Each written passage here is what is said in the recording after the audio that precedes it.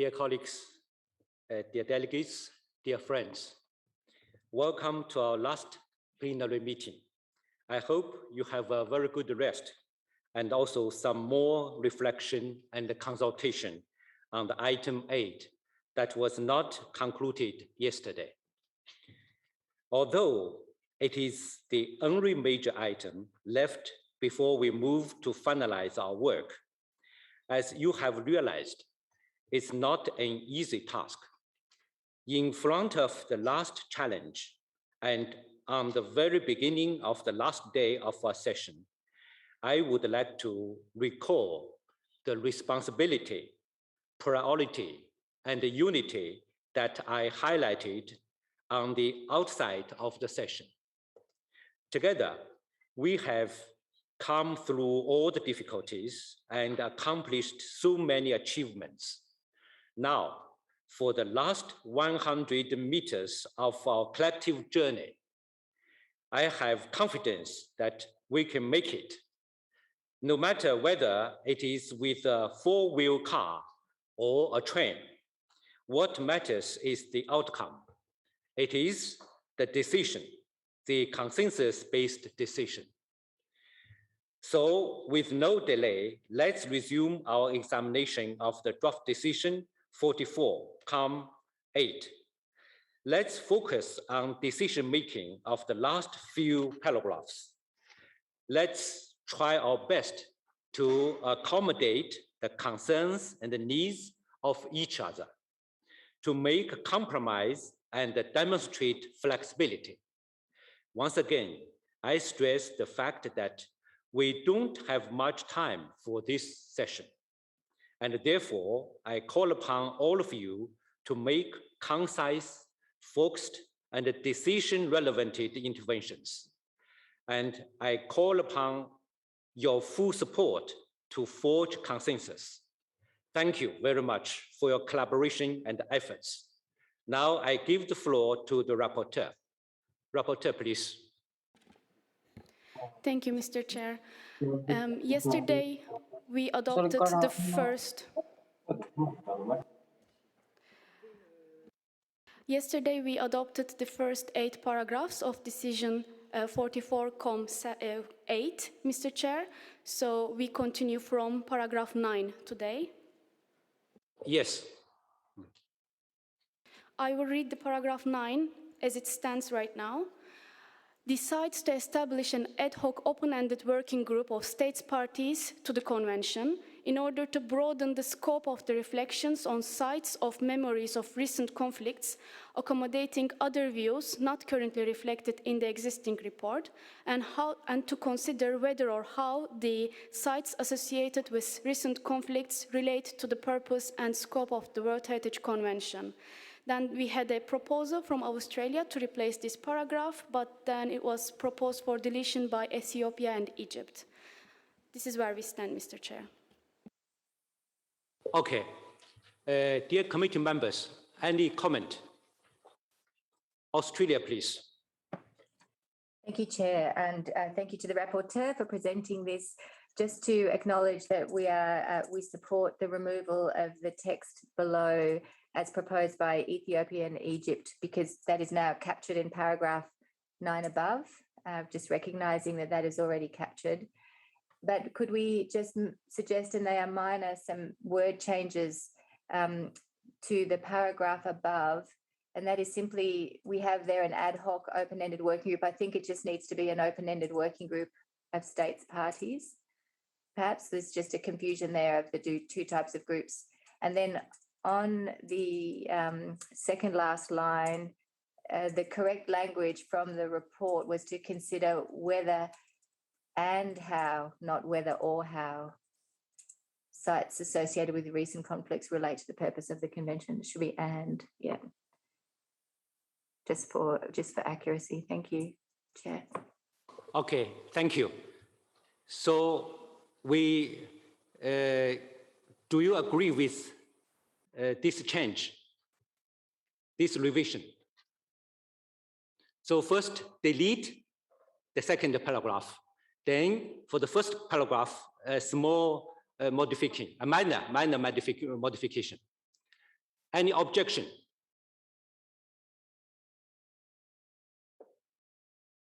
I see now. Approved. Go ahead.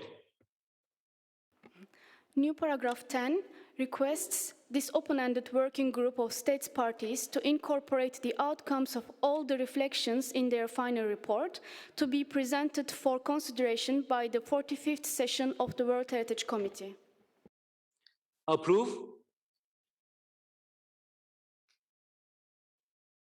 Okay, approved. Go ahead. New paragraph 11 finally calls on... Yeah, just wait for a moment. Australia, please.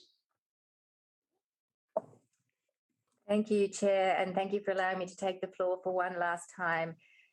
During discussions overnight and cognizant of the fact that there were differences of views about the role of the General Assembly and the committee, we have attempted to craft a paragraph, a new paragraph 12, which we think might help bring parties together. And I would perhaps maybe we could repeat this or speak to this. The purpose of the paragraph is to recognise that we do not want to slow down this process, recognise that many committee members want to see this move quickly and to be a responsibility of the committee, but that some committee members, including Australia, wanted to see a role for the General Assembly. And so we have tried to craft a paragraph which we would like to put before the committee, but we will certainly be happy to hear views on whether this actually hits the mark. So I will read the text from Australia, Norway, Hungary and Spain. Suggests the World Heritage Centre include an item on the agenda of the 23rd session of the General Assembly of States Parties to reflect on sites associated with recent conflicts and create uniform modalities for regional expert consultations in each electoral group, semicolon, and further suggests the reports from these consultations together with the report of the 45th session of the committee be considered at the General Assembly of States Parties. And in doing this, what we have hoped to do is to ensure that it does not slow down the progress of the committee consideration of this work, nor remove the mandate of the committee of the 45th session of the committee to consider the outcomes of these regional consultations. But it also provides for an opportunity to increase the participation on the reflection across all of the states parties. Yes, and we would need to put within inverted commas the words sites associated with recent conflicts. Thank you. So, any comment?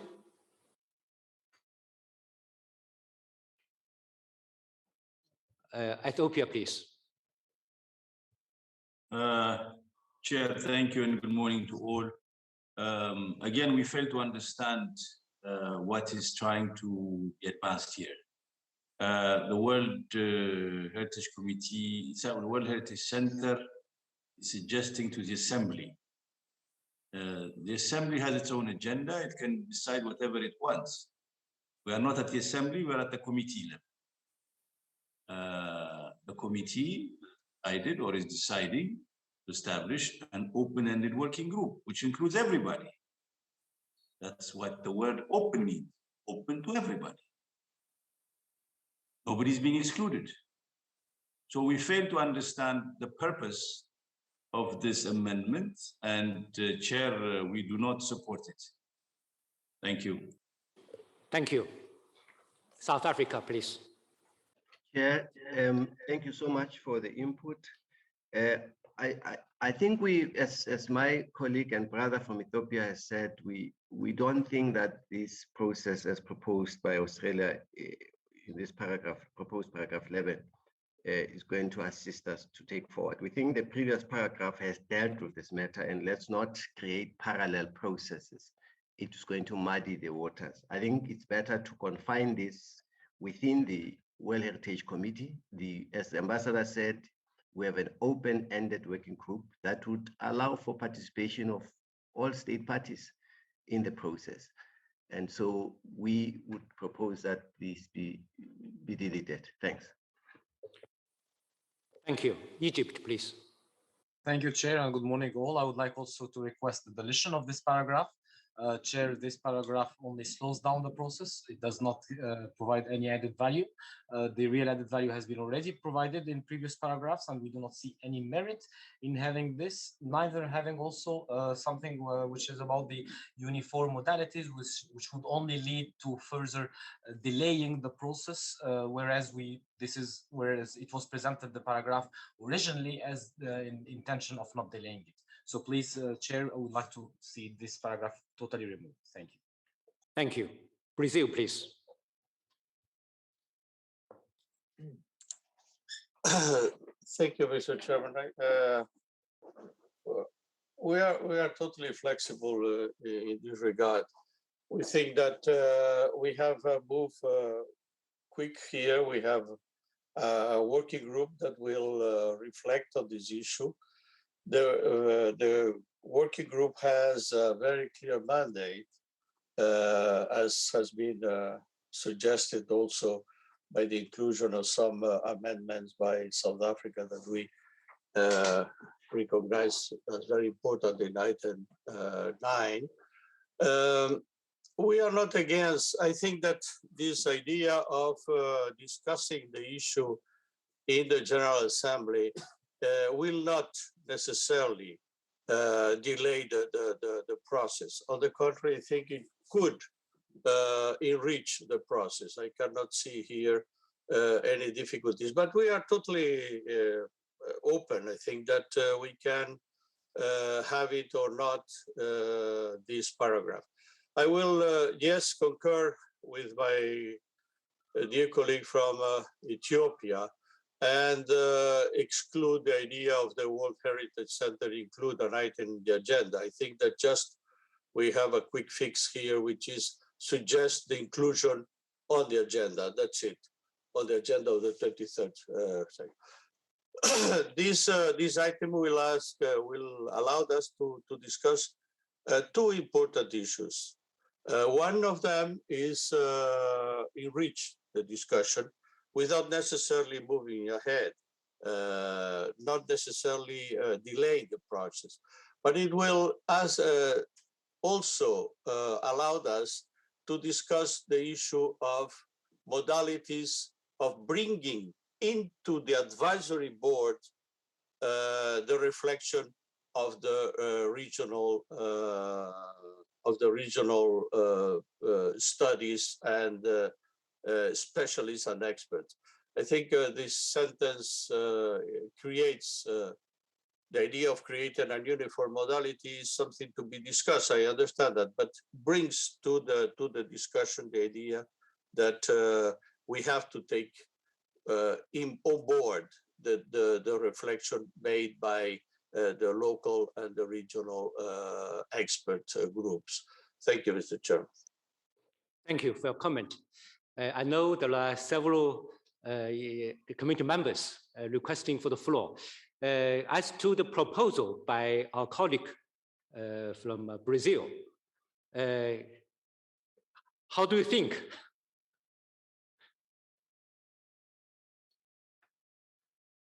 Just now, our colleague from Brazil, he had some idea, proposal from both sides.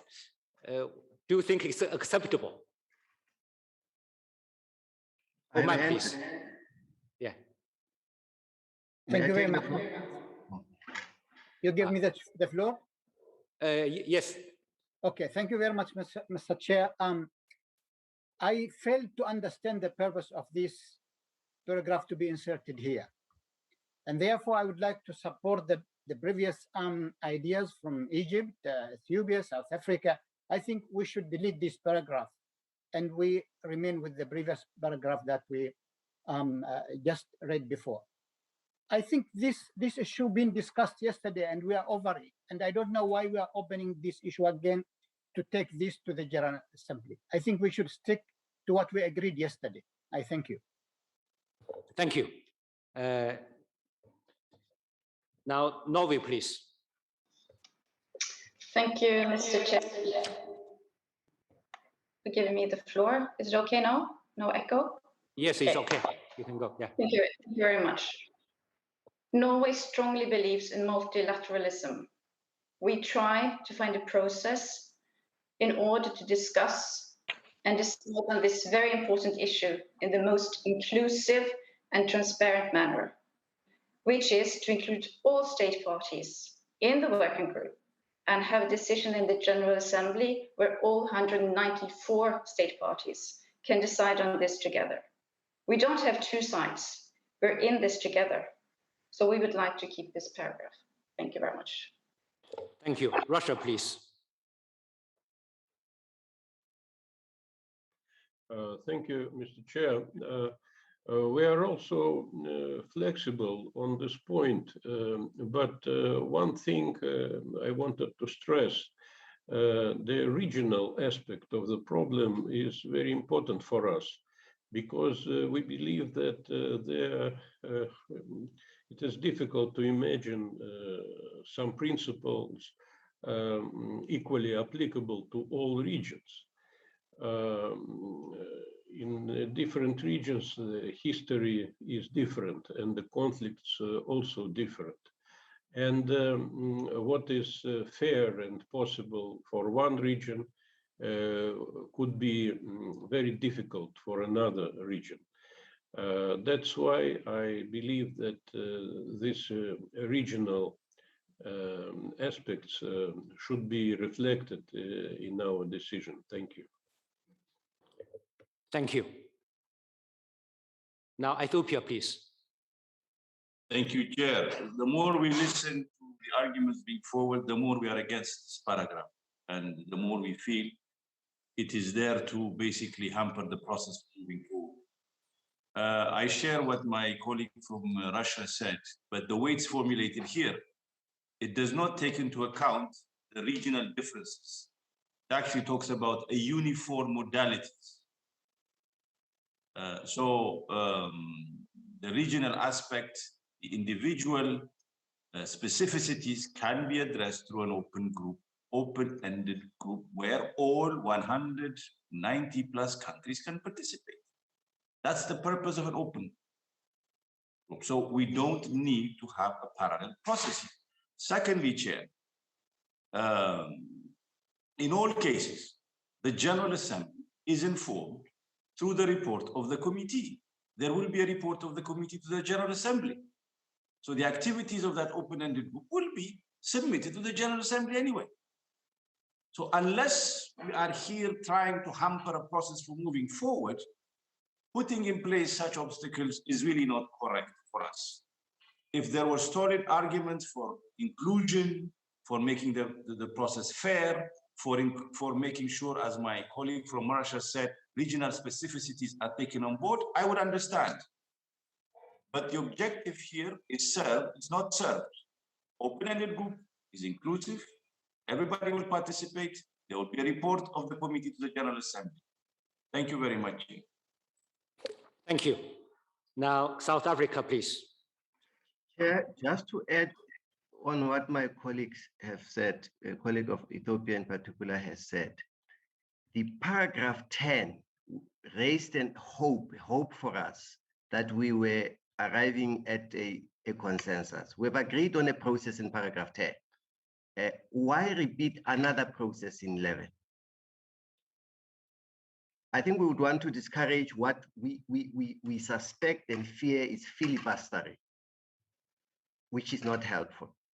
I think the manner in which decision-making is processed in the form of open-ended working group that will incorporate all state parties 194, but that will be in the context of the process of the World Heritage Committee, which is where this discussion started. And I think it's important that we should seek a process that must conclude this discussion. We cannot entertain a prolonged discussion because, as I said, we have worked on some files that have been kept in abeyance. And that's an injustice for us that has been done. Paragraph 10 takes care of, we've agreed on paragraph 10. I've also noted our dear friends and colleagues, particularly from Russia and Brazil, who said they are flexible.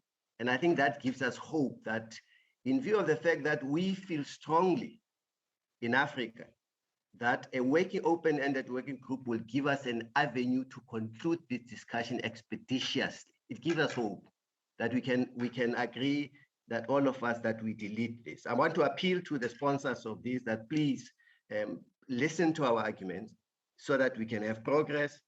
We all reserve our substantive discussion in the working group because the working group, that's where our discussions are going to be ventilated. This is not about time about that. For now, let's spare our discussions in the working group. The working group will be inclusive, it will be open-ended, and it will consider all the reflections, incorporate all the reflections for presentation in our next session. Thank you, Chair. Thank you. Australia,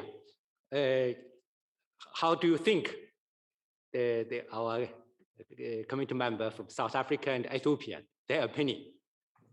Can you accept? Thank you, Chair. I think there were a number of other states parties who have their hand up, and we would appreciate hearing from them. But we are certainly, we will certainly not block a consensus on this decision. But I would welcome the views of other parties. Thank you. Okay. Bahrain, please. You have the floor.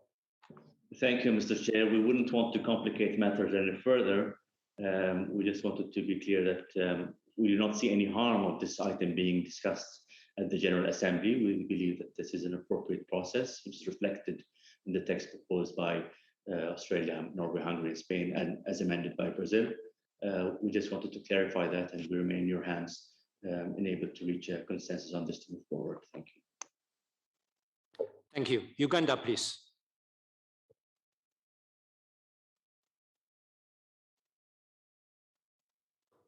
Uganda, please. You have the floor. Thank you, Mr. Chairman.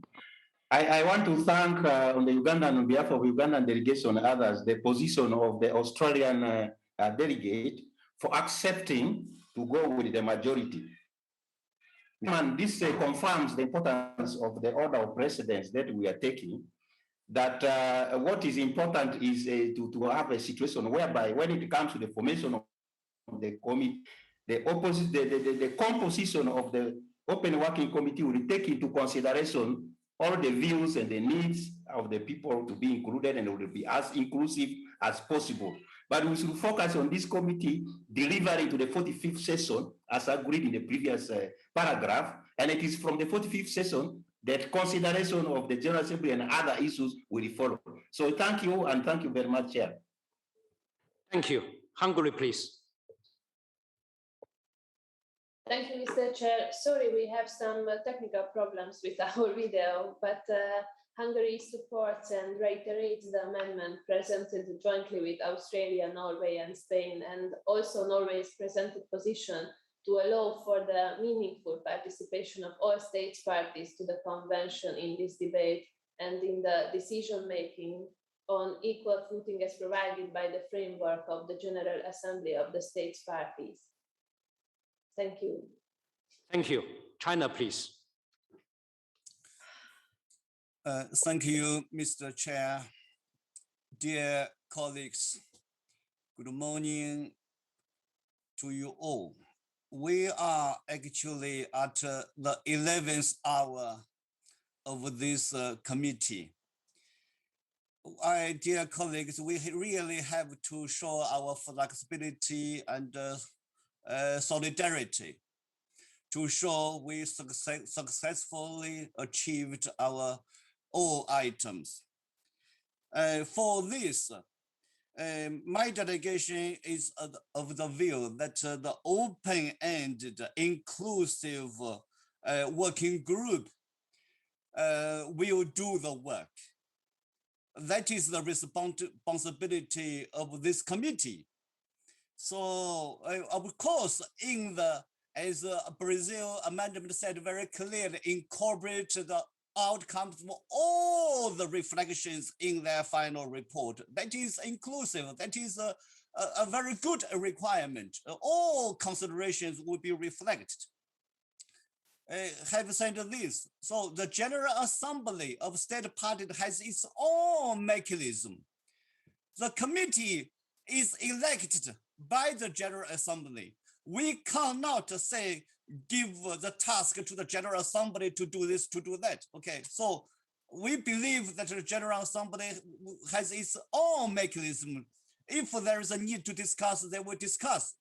So from my delegation's point of view, we do not really to mention the General Assembly here in due course. Okay, I thank you very much.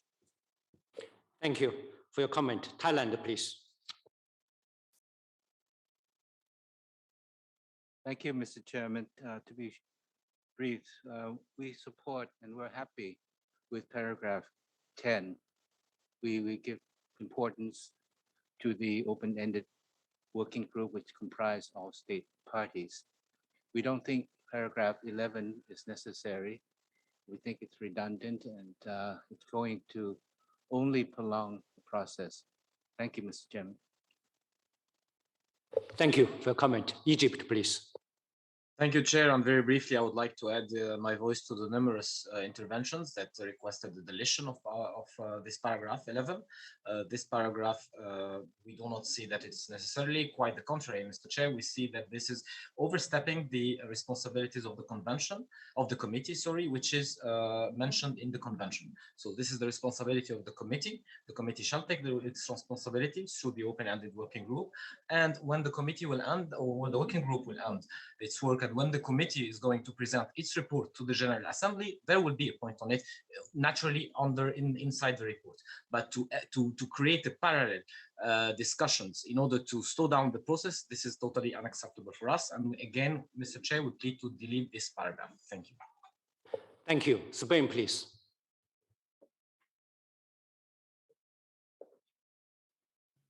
Spain, Muchas gracias, señor presidente. Desde luego, no es nuestra intención obstaculizar un consenso. Estamos desde el principio diciendo que entendemos perfectamente la posición de África, porque además la vivimos en nuestra propia carne, pero cuando presentamos esta enmienda se preguntaba por la intención. La intención no es otra más que, como también han dicho otros representantes, la de dar la mayor legitimidad posible al acuerdo que se tome. Somos conscientes de que es una posición muy delicada. Efectivamente, quizá el nivel de participación de un grupo de trabajo y de la Asamblea General es el mismo, eso es indiscutible. Tienen razón los países de África cuando en ese nivel dicen que el nivel de participación, siendo voluntario, es el mismo. No es menos cierto que la Asamblea General, por ser un órgano realmente participativo constituido y de obligada asistencia, pues da un punto de legitimidad mayor, y esa es la intención. Simplemente que nadie pueda decir al final del acuerdo que se tome, le falta legitimidad a este acuerdo.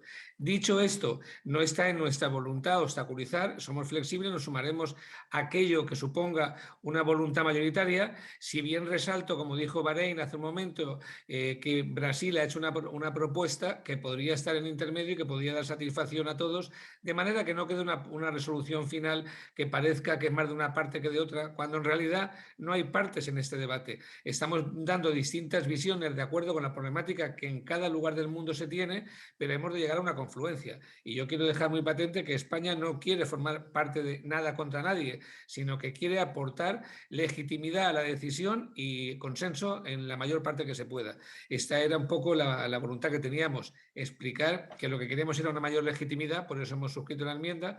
Lo ha explicado también Noruega cuando alude al multilateralismo y a toda su expresión, pero bueno, si eso cuesta entender, pues creemos que la enmienda de Brasil, que siempre su distinguido embajador nos aporta equilibrio y cordura, sería una posición que nos acercaría a todos y que sería buena para el consenso. En cualquier caso, España está por la flexibilidad y el consenso.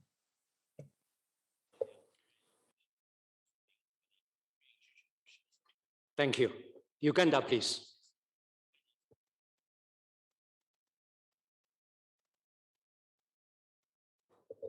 Uganda, please. You have the floor.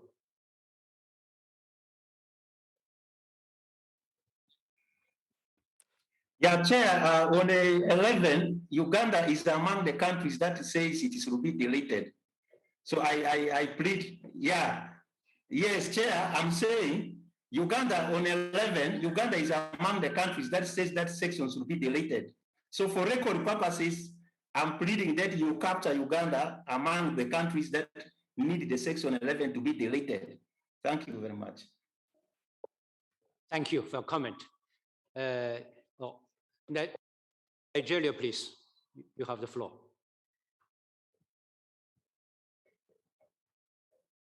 Hello, Chair. Thank you, Mr. Chair. Am I off? I join my colleagues to say that paragraph 11 should be deleted, so Nigeria should be included, Mr. Chair. Thank you. Thank you. Dear colleagues, I have a proposal. Can we, you see, after listening to the discussion of the committee members, I think all the committee members show some flexibility, also the desire to reach consensus. That's very good. So I have a proposal. Can we keep the proposal of African group echoed by China, Brazil, and Thailand, but adding the expression of keeping the General Assembly informed?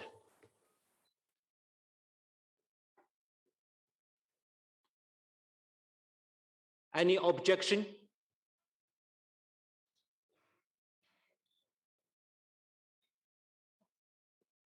South Africa, please. Just for clarity, Chair, and I really appreciate your efforts to assist us to a consensus. Thank you. And the reports of the committee submitted to the General Assembly in one composite report. Thank you. Noe, please. Thank you very much, Mr. Chair, and thank you for this proposal. However, of course, the General Assembly has to be informed of the decisions of the World Heritage Committee. But our point here was actually to have an inclusive and legitimate process as possible, as was stated out by Spain. We would actually like the 194 state parties of this convention to be part of the decision-making process as well. So, so we would actually like this to remain up to the General Assembly to take the final decision on this. And maybe if there is a question of timing here, we could maybe make a proposal afterwards. Thank you. Thank you. How about Australia? Ethiopia, please. Yeah. No, thank you, Chair. We agree with your proposal as amended by South Africa. We want one process. As long as it's one process and that the committee is leading it, we have no problem. So your compromise is very good as amended, but in no case will we agree for a parallel process which is aimed at slowing down everything under the guise of committee. Thank you, Chair. Thank you. Egypt, please. Thank you, Chair. Also, like Ethiopia, we agree with your proposal, provided that it's clearly stated, Article 49 of the Rules of Procedures. And just replying to what the intervention that was saying that we need an inclusive process, the open-ended working group is inclusive already, and we have already all the members. Thank you. Thank you. Brazil, please. Thank you, Mr. President, and thank you for your proposal. It seems to me that it's the way to proceed here. we can find here convergency. Would you be kind to read again for me this your proposal, please?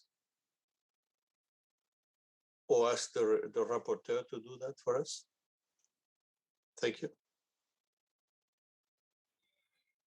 Okay, Mr. Rapporteur, can you put it on the screen? Yeah. Mr. Chair's suggestion was to keep the General Assembly informed, but I'm not very sure if it was as a new paragraph or to be added to any of the other paragraphs. We can delete paragraph 11, then put that 10th, paragraph 10.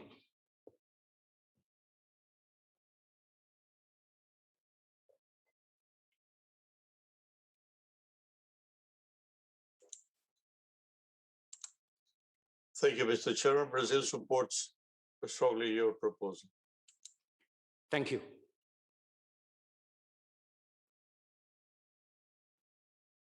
Any other objections to this proposal?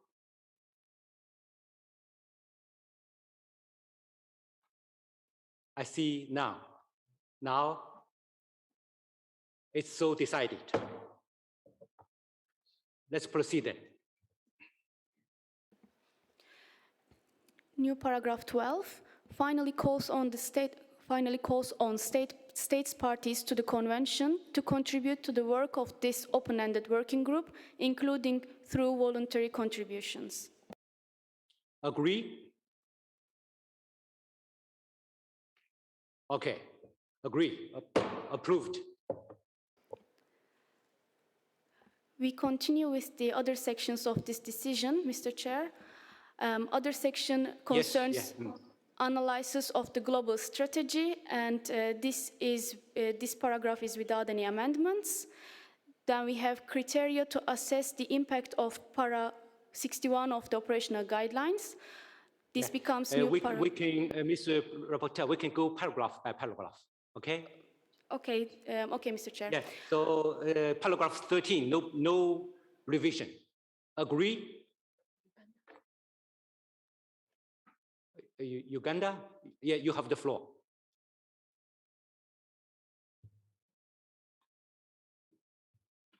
Uganda, you have the floor. Oh, no. Okay. Okay, approved. Go ahead. Criteria no, Chair, kindly remind me, I don't know, I was contributing to a previous paragraph. As it passed, I was talking about the issue of the General Assembly. Now the General Assembly now is have been approved. Yes. Okay, we go ahead. So paragraph 14. So, paragraph 14, criteria, did we?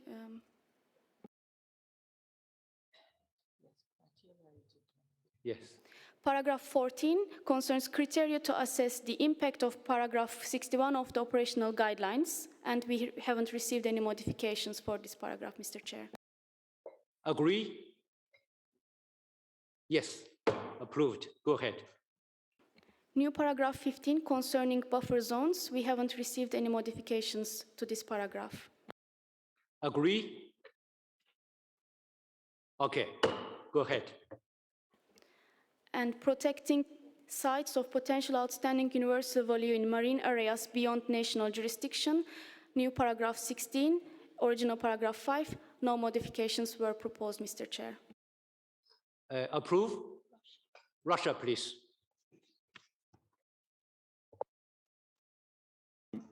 Mr. Chair, I would like to ask you that someone explains to us what is this marine areas beyond national jurisdiction. We hear this for the first time, and this could be a very serious question.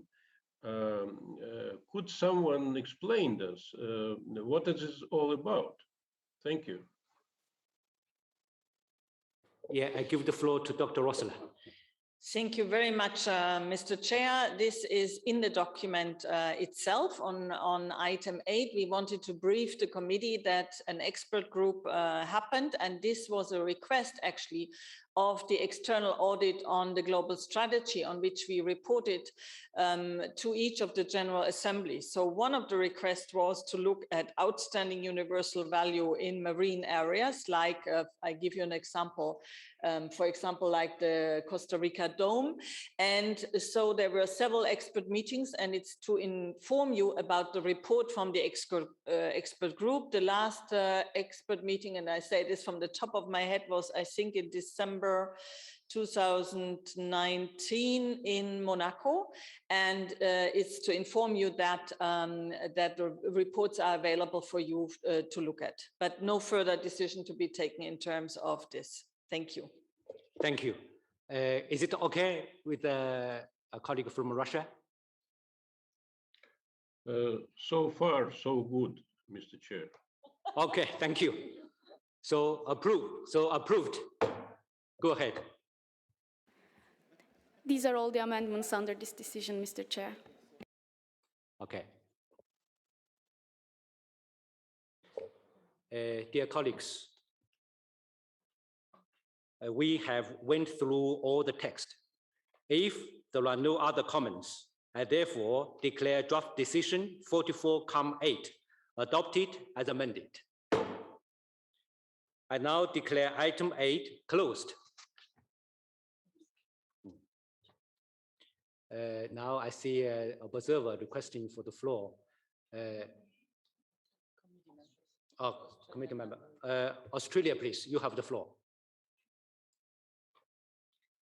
Thank you, Chair, and I would like to thank you for your leadership on helping the committee to find a consensus solution on this complex issue, and also to commend China on its chairing of this meeting in a constructive and inclusive way.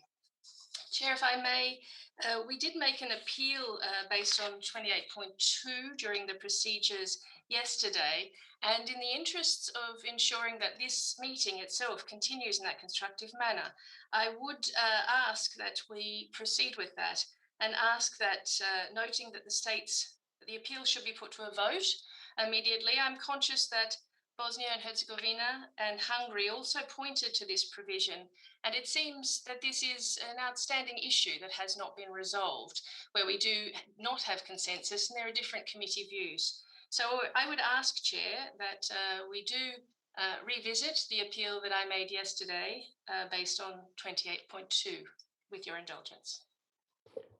Thank you. Hungary, please. Thank you, Chairperson. I have waited until now to raise this point because I did not want to interrupt the smooth conduct of the debate that has been going on this very important agenda item. But before closing item 8, I wanted to put it on record that we are still puzzled how the debate on the nomination of the Gdansk shipyard was adjourned yesterday. I want to put it also on record that Hungary did not agree with the adjournment of the debate of the nomination of the Gdansk shipyard sine die, that is without any definite date. Our view is that if the debate was adjourned, this adjournment should have an exact date to provide for a clear and definite timetable for each party concerned. Our proposal would be 2024, leaving sufficient time for the state party as well as ICOMOS to revise and reassess, respectively, the nomination. Thank you, Chairperson. Thank you. South Africa, please. Well, Chairperson, I'm only taking the floor to thank you for your very firm and sterling leadership in helping us navigate this important issue. It's often been referred to as a sensitive issue. We want to refer it as a very important issue. So I want to thank you for your very fair leadership in the manner in which you assisted all of us in arriving at this matter, at the consensus decision on this matter, and to thank all state parties for their solidarity, for their understanding of our position and commitment to ensuring that the discussion on this issue is brought to an end in a satisfactory manner. This is all I wanted to say at this stage. Thanks. Thank you for your comment. Ethiopia, please. Thank you very much, Mr. Chair. As we now close this agenda item, let me also thank you for the very efficient way with which you have chaired our meeting and under difficult circumstances where divergent views were reflected, your wisdom in coming up with the necessary compromises and consensus creation is really remarkable, and we wanted to make it a point and on record that we thank the People's Republic of China for the excellent manner in which this item and in general the meeting was handled. Thank you, Chair.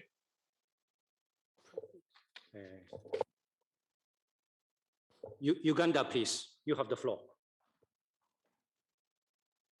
Yes, Mr. Chairman, the Uganda delegation thanks you for the effective, efficient, accommodative, and firm leadership that you have demonstrated in steering this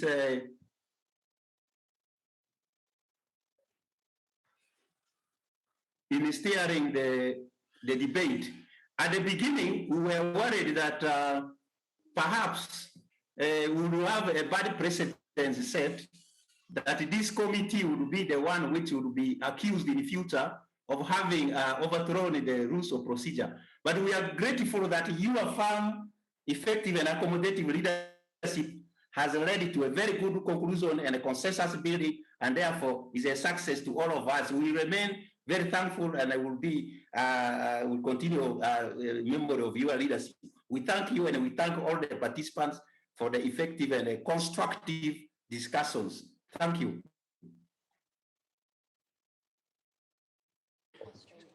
Sven, please, you have the floor. Gracias, señor presidente. Con toda brevedad, queríamos sumarnos a los agradecimientos que se están produciendo muy bien razonados. España se va de este comité con una doble deuda de gratitud. Una como Estado proponente de una propuesta para inscripción, que tenemos que agradecer a todos y cada uno de los miembros de este comité el respaldo que nos dieron, y otra con la manifiesta expresión que se ha hecho de multilateralismo dialogado, en el que dialogando todos de una manera absolutamente formal y tranquila hemos llegado a acuerdos importantes. Y el último para usted, señor presidente, por la forma en que ha dirigido y especialmente por este punto, que era muy arriesgado y que al final ha encontrado usted el contrapunto entre las distintas propuestas y nos ha hecho llegar a un acuerdo que satisface a todas las partes. Esta es la forma de conducirnos y queremos hacer constancia en acta de que esta es la forma que España quiere dirigirse al mundo, con un multilateralismo participativo, inclusivo y, por supuesto, muy dialogado. Gracias a todos ustedes. Thank you for your comment. Australia, please, you have the floor. Thank you, Chair.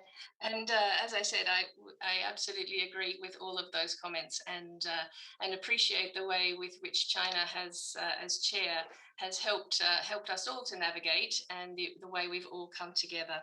I agree very much with the points from my colleague from Uganda with regard to the procedural issues. And it was in that spirit that I questioned, Chair, the procedure on the matter from yesterday.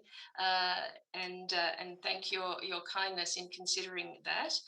Also, I would like to agree with my colleague from Hungary that this seems to be the only issue where there hasn't been a clarity, and I would agree with his comment with regard to finding a date for this further discussion, and I support the idea that that could be 2024.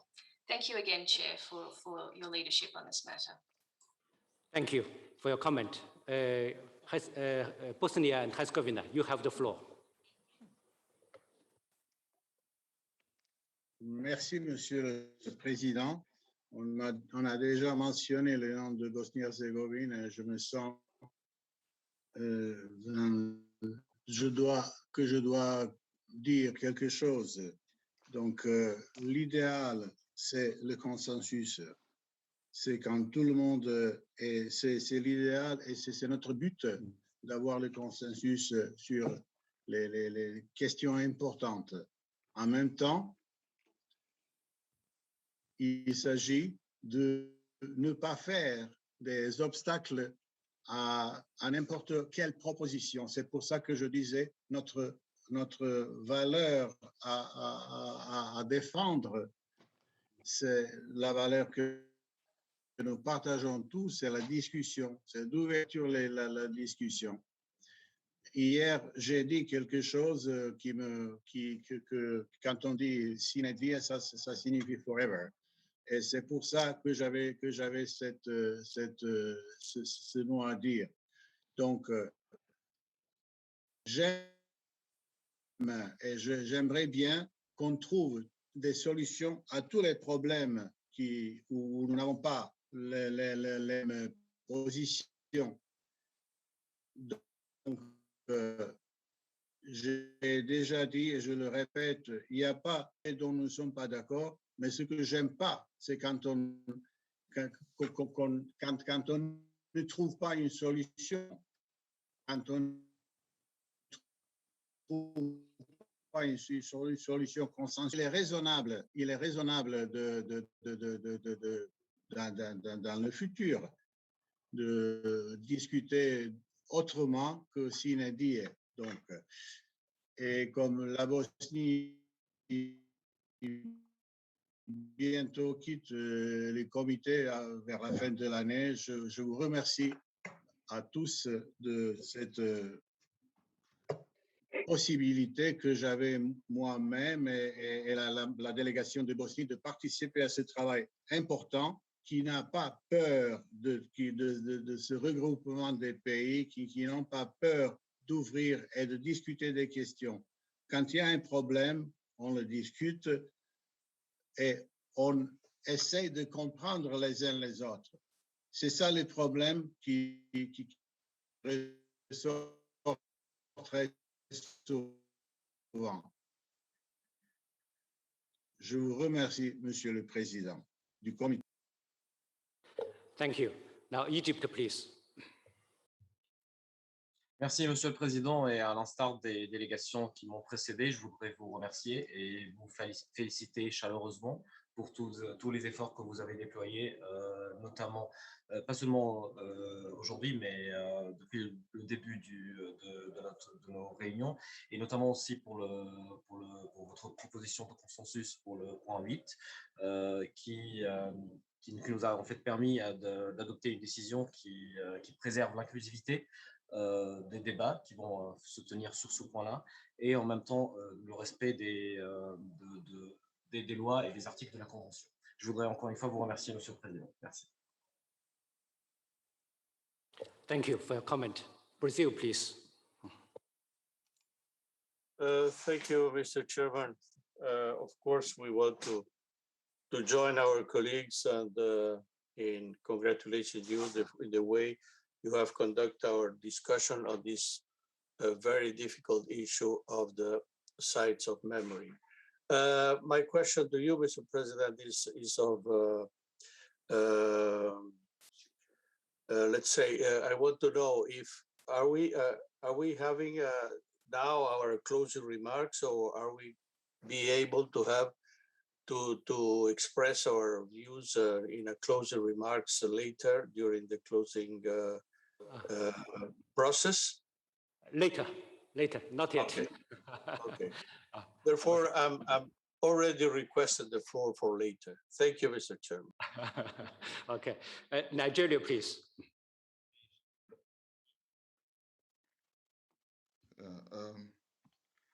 Sorry. Thank you, Mr. Chair. Nigeria, sorry, my video, I don't know what's wrong. Hear your sound, yeah, we can hear your voice. Okay, I don't know why the technical team cannot activate my video, because it's not coming out. So anyway, Chair, I want to join other colleagues to congratulate you on this, marvelous, chairing of the sessions, and also in providing solutions and suggestions that has actually resolved this issue. So we want to thank you very much, and also to thank China for hosting of this session. Thank you very much, Chair. Thank you very much. Dear committee members, allow me to recall that the decisions that have already been adopted by the committee, we will not reopen the debate on the content of the decisions. As the per rule 34.2 of the Rules of Procedure of the World Heritage Committee, which stipulates the text of each decision shall be adopted at the end of the discussion of the agenda item. So, dear colleagues, now let's proceed. But sorry to the observers, because of the time limit, I can't give the floor to you. Sorry. Now let's proceed. Now that we have concluded the examination of the state of conservation reports and the nominations of properties on the World Heritage List, we have to examine item 8C, which concerns the update of the World Heritage List and of the list of World Heritage in danger. But first of all, I'd like to give the floor to Dr. Rosala. Thank you very much, Mr. Chair. The document 8C was shared with you. Originally, we wanted to look at this yesterday, but we could not. This document concerns decisions you already have taken on state of conservation and on nominations. And to facilitate your task, we have included this into the decisions record. Thank you very much, Mr. Chair. Thank you very much. Dear committee members, as you will remember, by decision 15 X.com3, the committee decided that this agenda item would be adopted without a debate. I therefore invite you, dear colleagues, to proceed with the adoption of the draft decisions 8C1, 8C2, 8C3, and 8C4. But before doing so, I'd like to ask the rapporteur if she has received any amendments on any of the draft decisions proposed. Mr. Rapporteur. Thank you, Mr. Chair. We haven't received any amendments on these decisions, Mr. Chair. Thank you. Are there any comments? Australia, please. Thank you, Chair, and apologies, I'm not trying to be difficult, just trying to understand. I had understood that I had in yesterday's discussion, in fact, before it closed, made an appeal based on 28.2, and that procedure had not been fulfilled before the discussion was closed. It states that such an appeal should be put to the vote immediately. And as I recall that discussion, Bosnia and Herzegovina and Hungary also pointed to this provision. Chair, as I say, Australia has throughout this meeting, and we would intend to continue to be constructive, but it seems that this procedural point is unclear, and I'm not sure that it's being acted on. So again, Chair, I would ask in the spirit of the way that you have chaired in following all procedures, I'd be grateful, please, for an action on this item. Thank you. I, in fact, have answered your question. I will not repeat my response, which is now which is that we don't reopen debate once the decision has been taken. Okay, any other comments? I see now. I therefore declare draft decision 44-8C.1, 8C.2, 8C.3, and 8C.4 adopted. Thank you. I therefore now declare item 8C closed. Dear colleagues, dear committee members, we now come to our final task, the formal adoption of the report of decisions. We will go through the report which has been prepared on time and circulated to you. Allow me to congratulate the rapporteur and the secretariat for that fantastic achievement. I would also like to thank you all because this is the achievement made by the collective efforts of the entire committee during the past 2 weeks. Before I give the floor to our rapporteur, allow me to recall that the decisions included in this report have already been adopted by the committee, and therefore the task we have before us is essentially an editorial one, and we will not reopen the debate on the content of decisions. I'd like to invite our rapporteur, Ms. Miran Hasselton-Wosinski, to briefly explain the process of preparation of the report and give additional guidance for you to consider as you review it. Ms. Rapporteur, you have the floor. Thank you, Mr. Chair. I will be very brief, as I know we are all tired after very intensive past 14 days. It was a great honor to serve as the rapporteur in this session and work with Your Excellency, Mr. Tian Xuejun. We all had very demanding tasks this year to go through the decisions that have been awaiting discussions, considerations, and adoptions since the last session of the committee in 2019, which took place in Baku. During the extended 44th session of the World Heritage Committee, the committee made 332 decisions. We inscribed 34 new properties on the World Heritage List and reviewed the state of conservation of 256 properties. We also looked into several very important policy decisions on capacity building, climate change, periodic reporting, priority Africa, sustainable development, and others. We went through more than 40 documents at the preparation of this session, received over 115 amendments proposals during the meeting, and produced 473 pages of decisions report. We received corrections in this decision reports, and it will be included in the final decision text. The committee also had to make very difficult decisions. I hope that at the verge of celebrating the 50th anniversary of the World Heritage Convention, our efforts for the implementation of this unique convention will continue being credible, inclusive, and representative. Before I conclude, Mr. Chair, I would like to thank you and thank to the host of this session, the People's Republic of China and the municipality of Fuzhou for their great organization and warm collaboration. I sincerely regret for not being able to visit Fuzhou at this time, but I certainly hope that to have this opportunity in the near future. I express my gratitude to you, His Excellency, Mr. Tian Xuejun, for your very efficient and prominent leadership.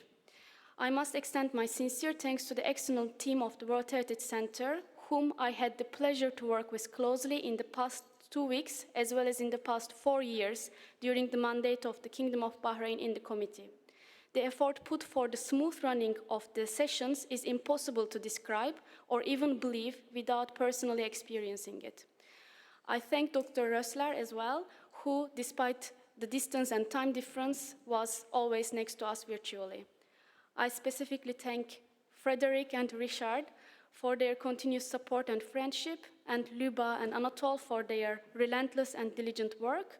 Of course, also our typists, Jean-Marc and Penny, who skillfully worked under time pressure and did a terrific job in reflecting the voices of the committee members. Finally, I direct my deepest gratitude to Her Excellency Sheikh Hamad bin Mohammed Al Khalifa and His Excellency Sheikh Khalifa Al Khalifa for their continuous belief and support. Shukran jaziran, and thank you, Mr. Chair. Thank you very much.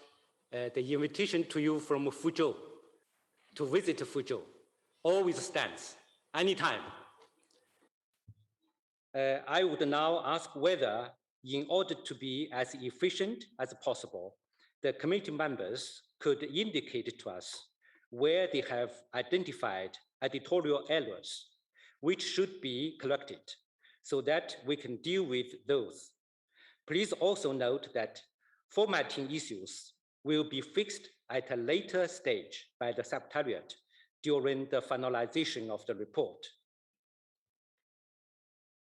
If there's no objection, I suggest that we adopt the full report as a whole. Do you have any remarks or comments? I see now. The report of decisions is therefore adopted.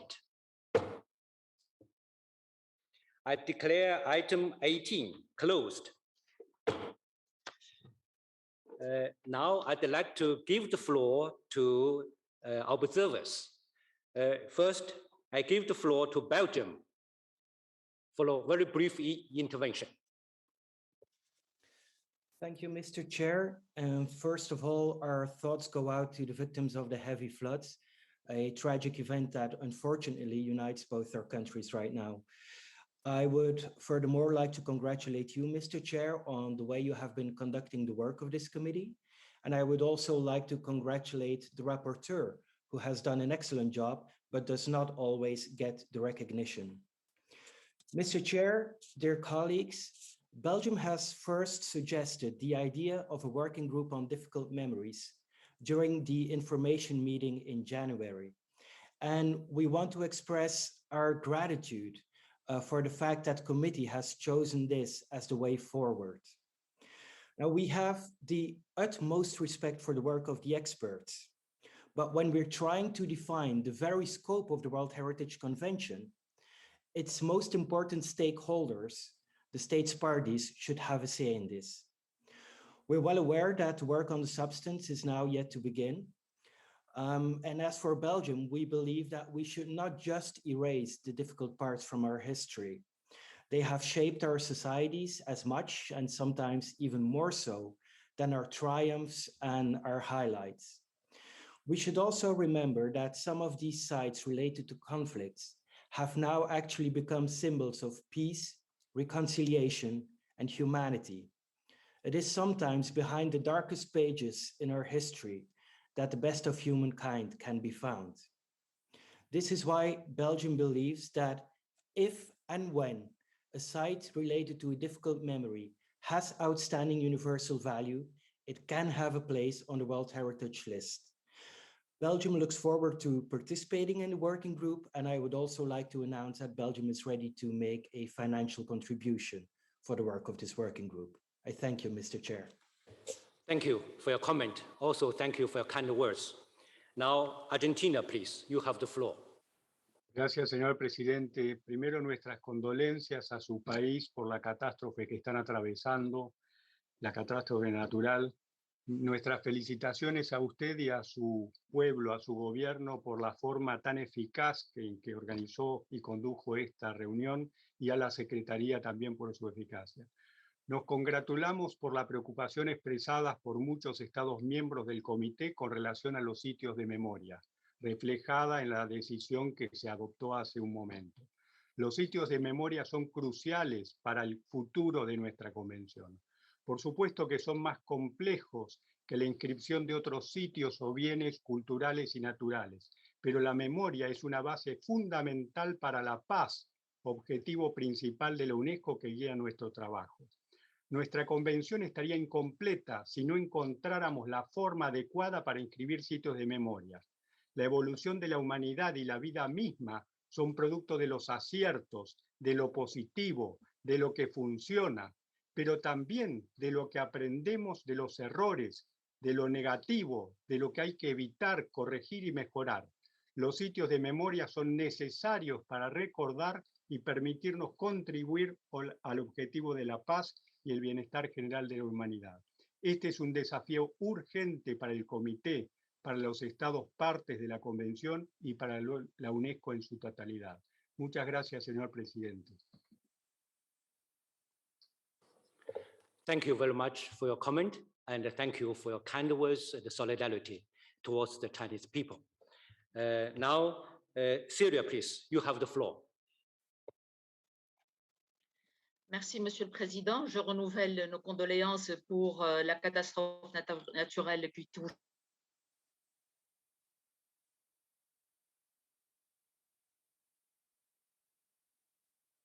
Au nom de mon pays, la République arabe syrienne, je félicite de nouveau la République populaire de Chine pour le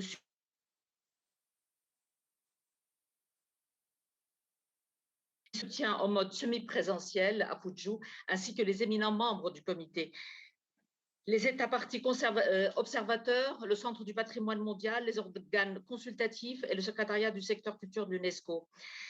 Nous partageons la reconnaissance des inscriptions des nouveaux sites culturels, naturels et mixtes sur la liste du patrimoine mondial de l'humanité, étant confiants de l'engagement des États parties dans la mise en œuvre des décisions adoptées. Le peuple syrien est la matrice humaine du patrimoine culturel et des civilisations millénaires sur la terre de Syrie. La relève de notre patrimoine culturel, naturel et mixte en Syrie est partie intégrante de la relève nationale en cours, guidée par le travail et l'espoir. L'adoption des décisions de notre 44e comité relative aux 6 sites du patrimoine syrien inscrits sur la liste du patrimoine mondial en péril est une étape cruciale pour le retrait prochain de ces sites de la liste du patrimoine mondial en péril. Les efforts nationaux du gouvernement syrien, des autorités de tutelle, du ministère de la Culture, du Comité national syrien pour l'UNESCO, de la DGAM, des partenaires de la société civile et des partenaires internationaux sont récompensés par la reconnaissance de leur engagement infaillible. Le prix Ikram Sharga 2020 pour la réhabilitation du souk Sakatia 2020 à l'ancienne ville d'Alep, l'un des 6 sites du patrimoine mondial en péril en la République arabe syrienne, est la preuve de la grande qualité de cette remise en état. La consécration de cette reconnaissance attend la visite de missions de suivi réactif au site du patrimoine mondial en Syrie dans les meilleurs délais. Nous aspirons avec enthousiasme à une participation en présentiel aux prochains travaux de notre 45e comité du patrimoine mondial à Kazan, en la Fédération de Russie, qui se tient en parallèle à la célébration du 50e anniversaire de la Convention de 72. Merci, Monsieur le Président.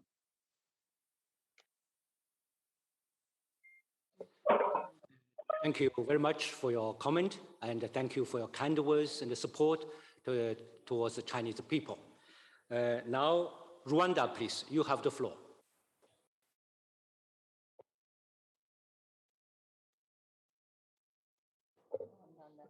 Rwanda, please, you have the floor. Thank you, Chair. Thank you very much, Chair. I wish first to thank China for hosting this session. Chair, I want also to commend your outstanding leadership and wisdom, thanks to which all members could put the idea together and reach a consensus, which will be historical. Chair, I want also to thank all delegations for their sense of common interest, their wisdom, and their capacity to reconcile and make concessions whenever needed.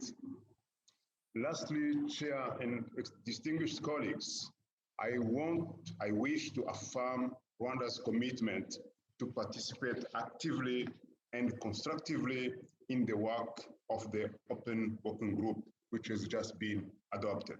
And I thank you very much. Thank you very much for your comment and for your kind words.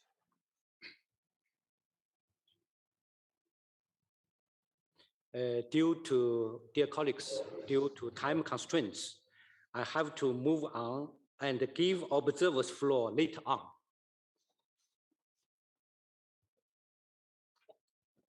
Now let's proceed then. Members of the World Heritage Committee, representatives of state parties, director of the World Heritage Center, representatives of ICOMOS and IUCN, representatives of civil societies and local communities, dear colleagues and friends. We now come to the end of our work, but before we close, allow me to give you my wholehearted thanks for your support and trust in me during my office of chairing this committee. Your recognition and support has indeed honored me. Your dedication and cooperation has ensured the smooth running of the session, and notably the efficient and effective decision-making process. Your insightful deliberations and reflections have profoundly enlightened me. Your sympathy and solidarity has made the committee a forum of unity in diversity, with steadfast commitment and a strong ability of action. I'm most grateful for the assistance and advices of my Bureau fellows, And a special thank goes to the Vice Chairperson, His Excellency, Ambassador of Guatemala. Dear colleagues, words can't describe how proud of you that I feel and how proud of the outcomes and achievements of our collective efforts. Working with you in the past 2 weeks is a unique and valuable memory that I will always hold dear. As there will be a closing ceremony after this part, I would like to save some words and leave the floor to you and the UNESCO Secretariat. Now I'd like to give the floor to the Director of the World Heritage Center, Dr. Michaud Rossler. Dr. Rossler, you have the floor. Thank you very much, Mr. Chair. Dear Chairperson of the World Heritage Committee, dear delegates, ladies and gentlemen, it's a great pleasure for me to just say a few words. First and foremost, I would like to thank you, Mr. Chair, for your wise and effective guidance throughout this session, and to your country for providing such excellent facilities and for your very warm hospitality here in Fuzhou.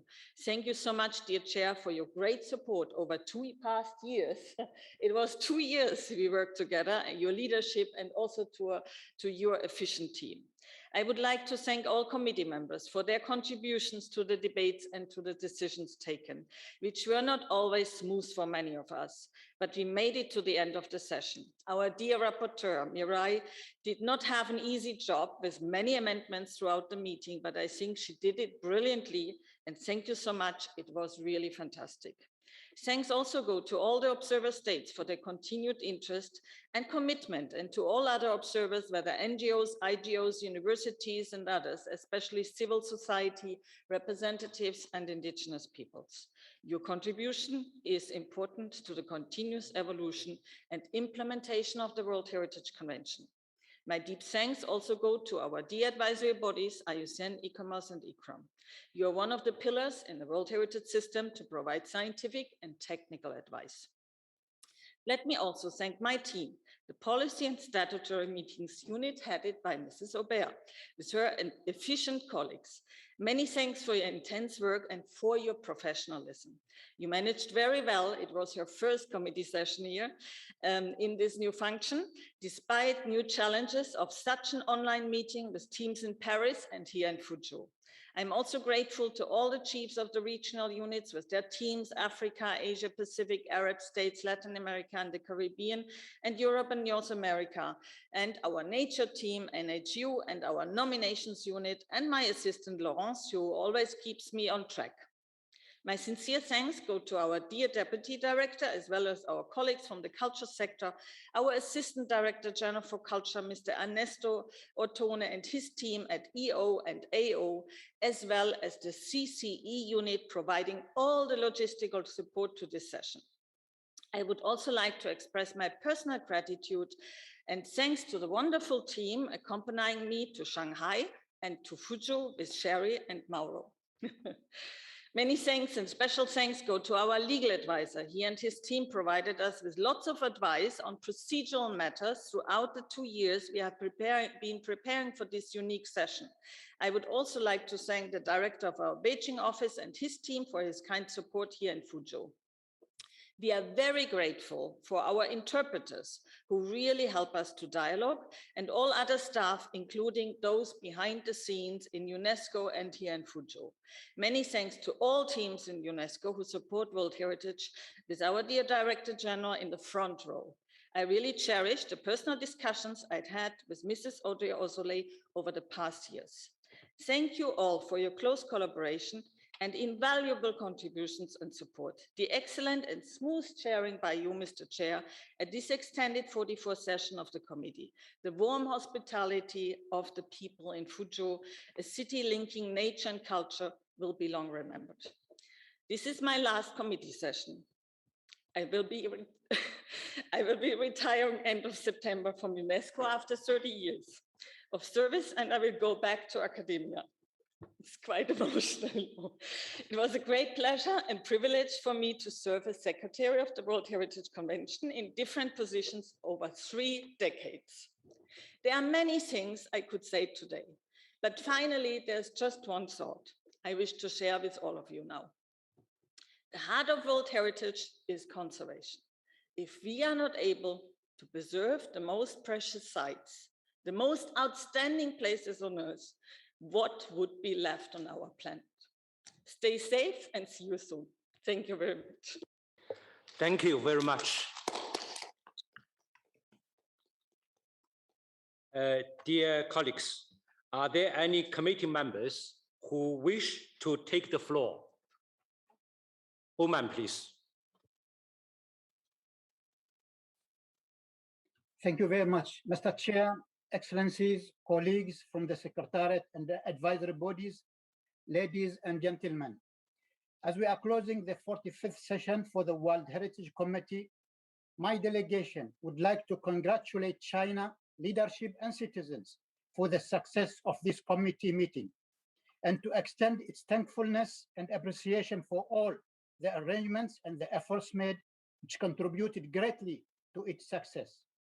At the personal level, we would like to extend our thanks and commend the efforts made by the chair of the meeting and his assistants. And here also, I would not forget my friend, His Excellency, the Ambassador of China, for all his efforts in Paris to make this meeting successfully.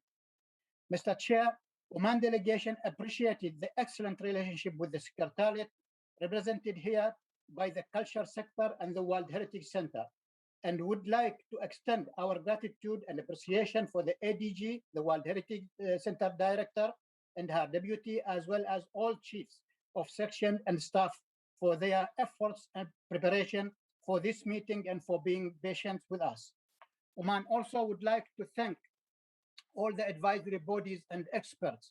We agreed and we disagreed sometimes during this meeting, but that does not mean that we don't value their expertise and efforts. They are of great values to us, and they deserve more of our thankfulness and appreciation.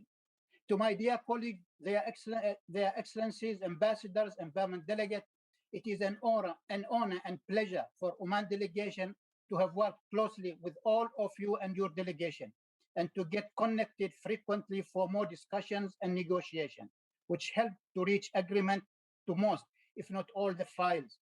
And we do hope that we continue the efforts for the benefit of our countries and organizations. Mr. Chair, one of our Arab countries as the committee are leaving us in November, the Kingdom of Bahrain. For us, it's our second country. Oman delegation would like also to extend our thanks and appreciation to the Kingdom of Bahrain for representing us at the Bureau of the committee and being also the reporter for this session, as well as for their generous support for the UNESCO Category 2 Center in Manama, which is a great asset for the region. And last but not least, would like to thank the media, the translator, and person assistant for the success of this meeting. Ladies and gentlemen, we all know that my dear Madame Rosla, she has announced now, the director of World Heritage Center is leaving us and might not be with us at the 45th session. As my country had enjoyed excellent relation with her, I would like to sincerely thank her and wish her a very successful life, both at her professional and family level. I thank you all and goodbye. Thank you very much for your kind words. Now, Brazil, please, you have the floor. Thank you, Mr. Chairman. As we come to the end of this committee session, we would like to thank you, Mr. Chairman, as well as Ambassador Yang Ying and all Chinese hosts for the organization of this very special session. We must also express our regret that we could not be together in Fuzhou, as we will all have wishes, for we are certain that it will have been an extraordinary experience. We commend the extraordinary work of the Secretariat, not only in this session, but also in the 2 years that led up to it under the guidance of IDG Ottoni and Mrs. Rösler. We would also like to thank our director most personally for her 30 years of commitment and dedication to the cause of World Heritage in UNESCO, a lifetime work which has left its mark in the history of this organization. Thank you very much, Mrs. Rösler. Thank you very much for your kind words. This now, was Saudi Arabia, please. Wait. Oh, thank you. sorry, Mr. President. This was a very, I haven't finished yet. This was a very eventful committee, Mr. President. We described 34 sites on the World Heritage List, expanded 3 more, and also delisted 1. We review the state of conversation of more of 200 sites and remove 1 from the list of danger list. But more important than that, we debated issues that are of utmost importance for all of us. We discussed an updated policy on climate change, a text that bridges the frameworks for World Heritage preservation and climate action, and that may craft a new role for UNESCO in one of the most momentous issues of the 21st century. We believe that this organization can contribute to climate action, provided that we always work in alignment with the main forum for debate of this topic, as the UNFCCC. We also tackle the issue of memory sites, a question of great importance and sensitivity for many countries here. I recognize the need for broadening perspectives on a subject through further discussion involving all state parties of the convention. But one of the most important topics that we discussed was our role under the 72 convention. In this meeting, we faced with new approaches and unprecedented situation to which there were no clear answers, and we should lead us to ponder if the way we have been doing things is still appropriate, or if we need to rethink our modes of operation. We have already started on the path of reform with the approval of the new preliminary assessment.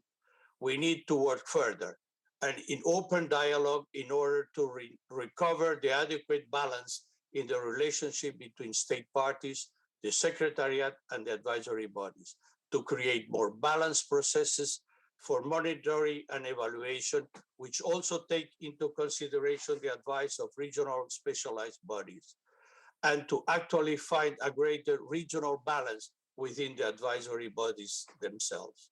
Finally, we need to rebalance priorities in order to focus less on nomination and more on conservation and capacity building.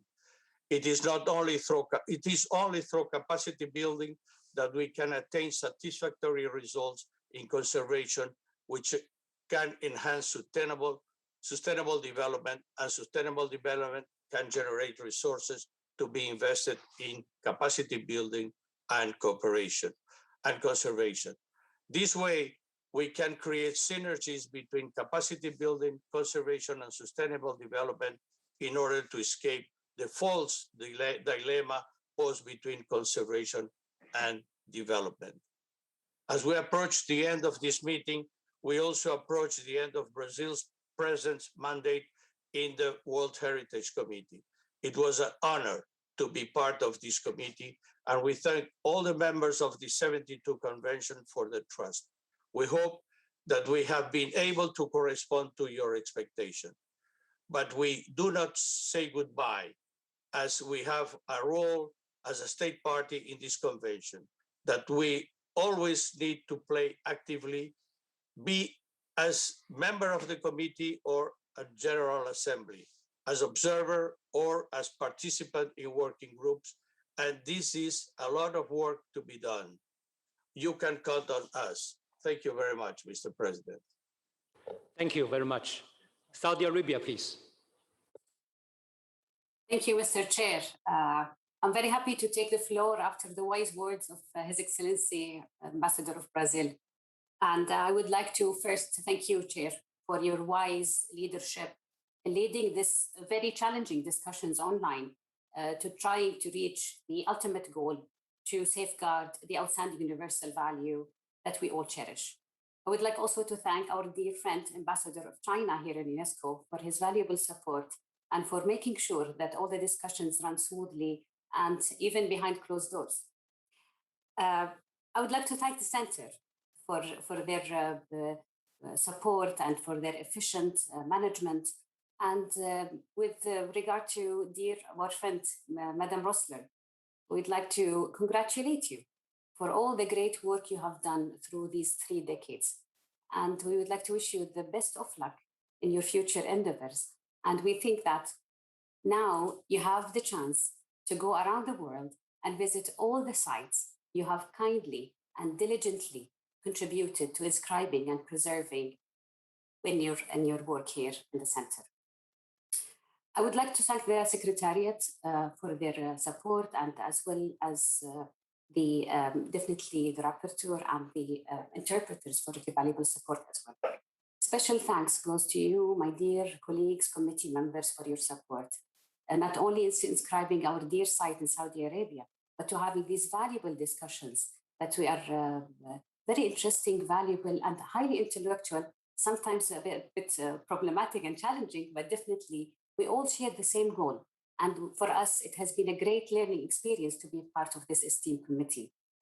I would like to thank, special thanks goes to the Kingdom of Bahrain, who have been very supportive for inscription of our site and have been very supportive in the discussions during this meeting.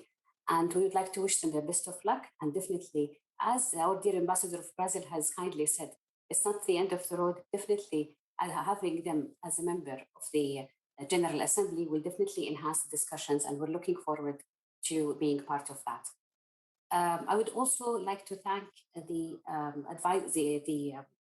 state parties, observing state parties, for their engagement, for their support, and special thanks goes to the advisory bodies for their definitely technical evaluation that is based on science, and looking forward for a more helpful and meaningful dialogue towards more convergence of ideas in the future. I would like to thank civil society and all members attending this meeting. Also, special thanks goes to the silent heroes, the technical teams in China, who've been supportive in handling all these very challenging technical issues that faced us in this meeting, and we congratulate them for the efficient work that they have done. Dear Mr. Chair and dear member countries and dear observers, we are very happy that UNESCO is part of the G20 discussions when it comes to culture.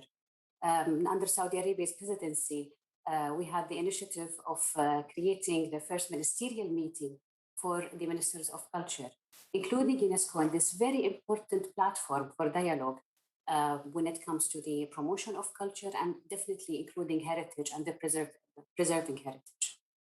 Therefore, I would like to congratulate Italy for their successful meeting of the ministers of culture, and looking forward for a meaningful engagement of UNESCO in this regard. And definitely our discussions here in this committee should enrich the discussion under the G20 umbrella.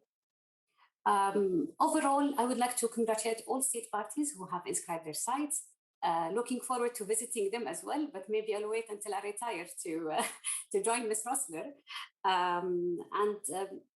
Overall, this has been a challenging situation. And talking to more seasoned committee members, everyone was saying there is no way an online meeting of the World Heritage that can take place and finish on time.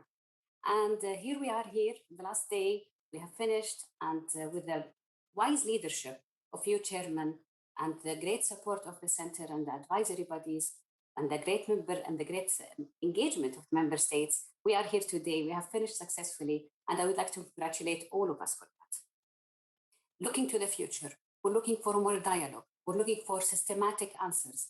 We're looking for addressing the deep roots of the problems by increasing the capacities, and definitely a balanced capacity throughout the globe, to make sure that we support the preservation of the World Heritage in a meaningful manner. At the end, Mr. Chair, I would like to congratulate China for this successful meeting and for holding this. I would have loved to be in Fuzhou and enjoy the pleasure and culture of being in China, but I promise you that I will visit Fuzhou as at the nearest possibility, and looking forward to meeting you in person. Thank you very much. Thank you, all of you, from the bottom of my heart. I'm looking forward for the next meeting. Thank you. Thank you very much for the kind words. Now, Egypt, please, you have the floor.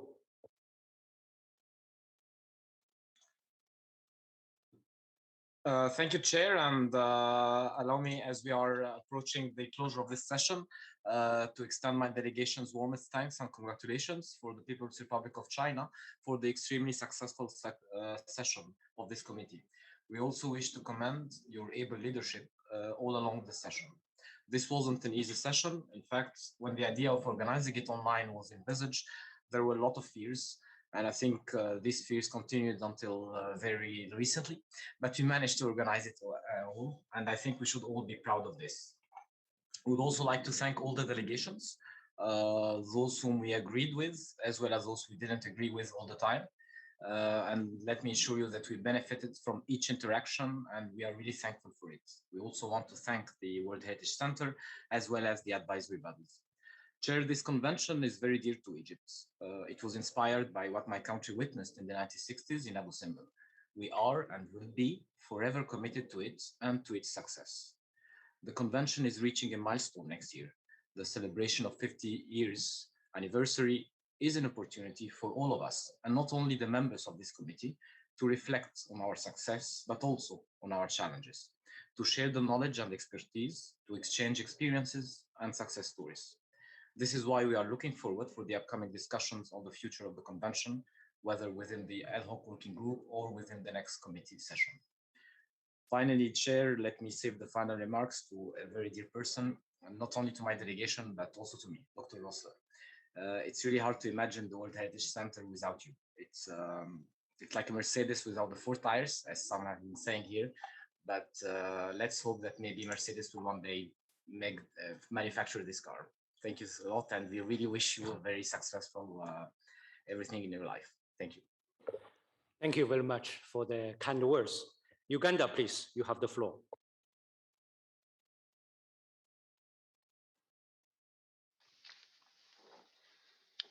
Thank you, Chair.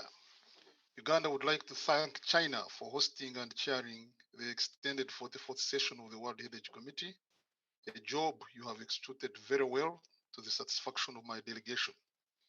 Before the beginning of the session, my delegation had fears that there could be big challenges in coordinating our delegation in Paris with our experts in the capital.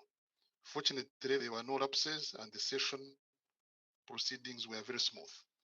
I would like to thank you, Chair, in person for your patience and calmness.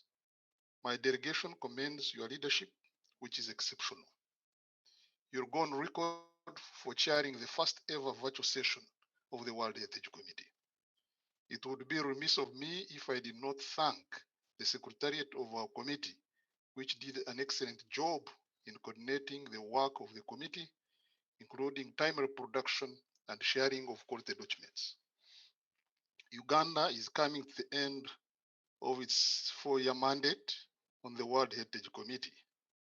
Our membership on the committee has greatly enhanced the capacity and skills of my delegation on matters of natural and cultural heritage. Uganda remains committed to the ideals of the convention concerning the protection of world culture and natural heritage. I thank you. Thank you very much for the kind words. Now, Ethiopia, please, you have the floor. Thank you very much, Chair. First of all, allow me to congratulate the people and government of China for successfully hosting our extraordinary session, extraordinary in many ways, because it was both in presential and virtually.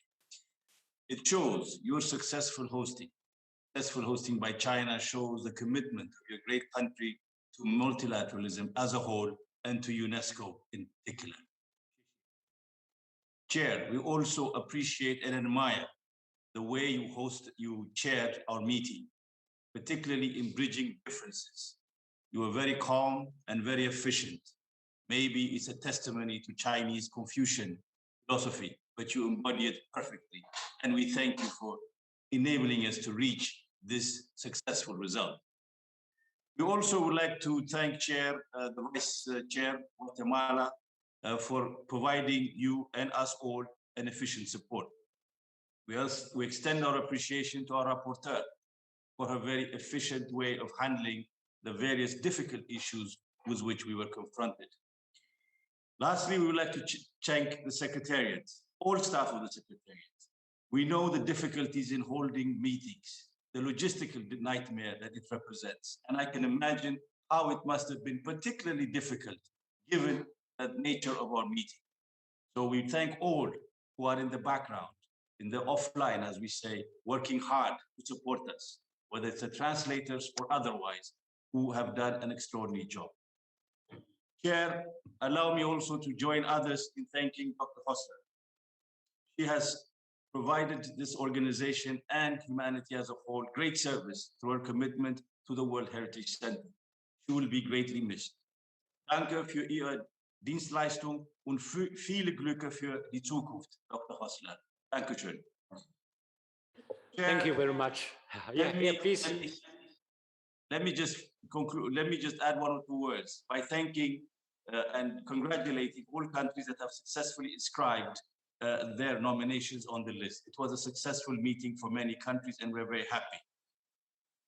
As Dr. Hosler said, conservation is at the heart of the mandate of our organization. What will the world be, as she put it, without the marvels, whether nature-made or man-made, with the genius of men and women throughout the world? It is this preoccupation of conservation that is pushing us to see change in the way things are done in our organization. The change that we seek is a change that will come through dialogue and consensus. We understand that. But the change that we seek is a change that wants inclusivity.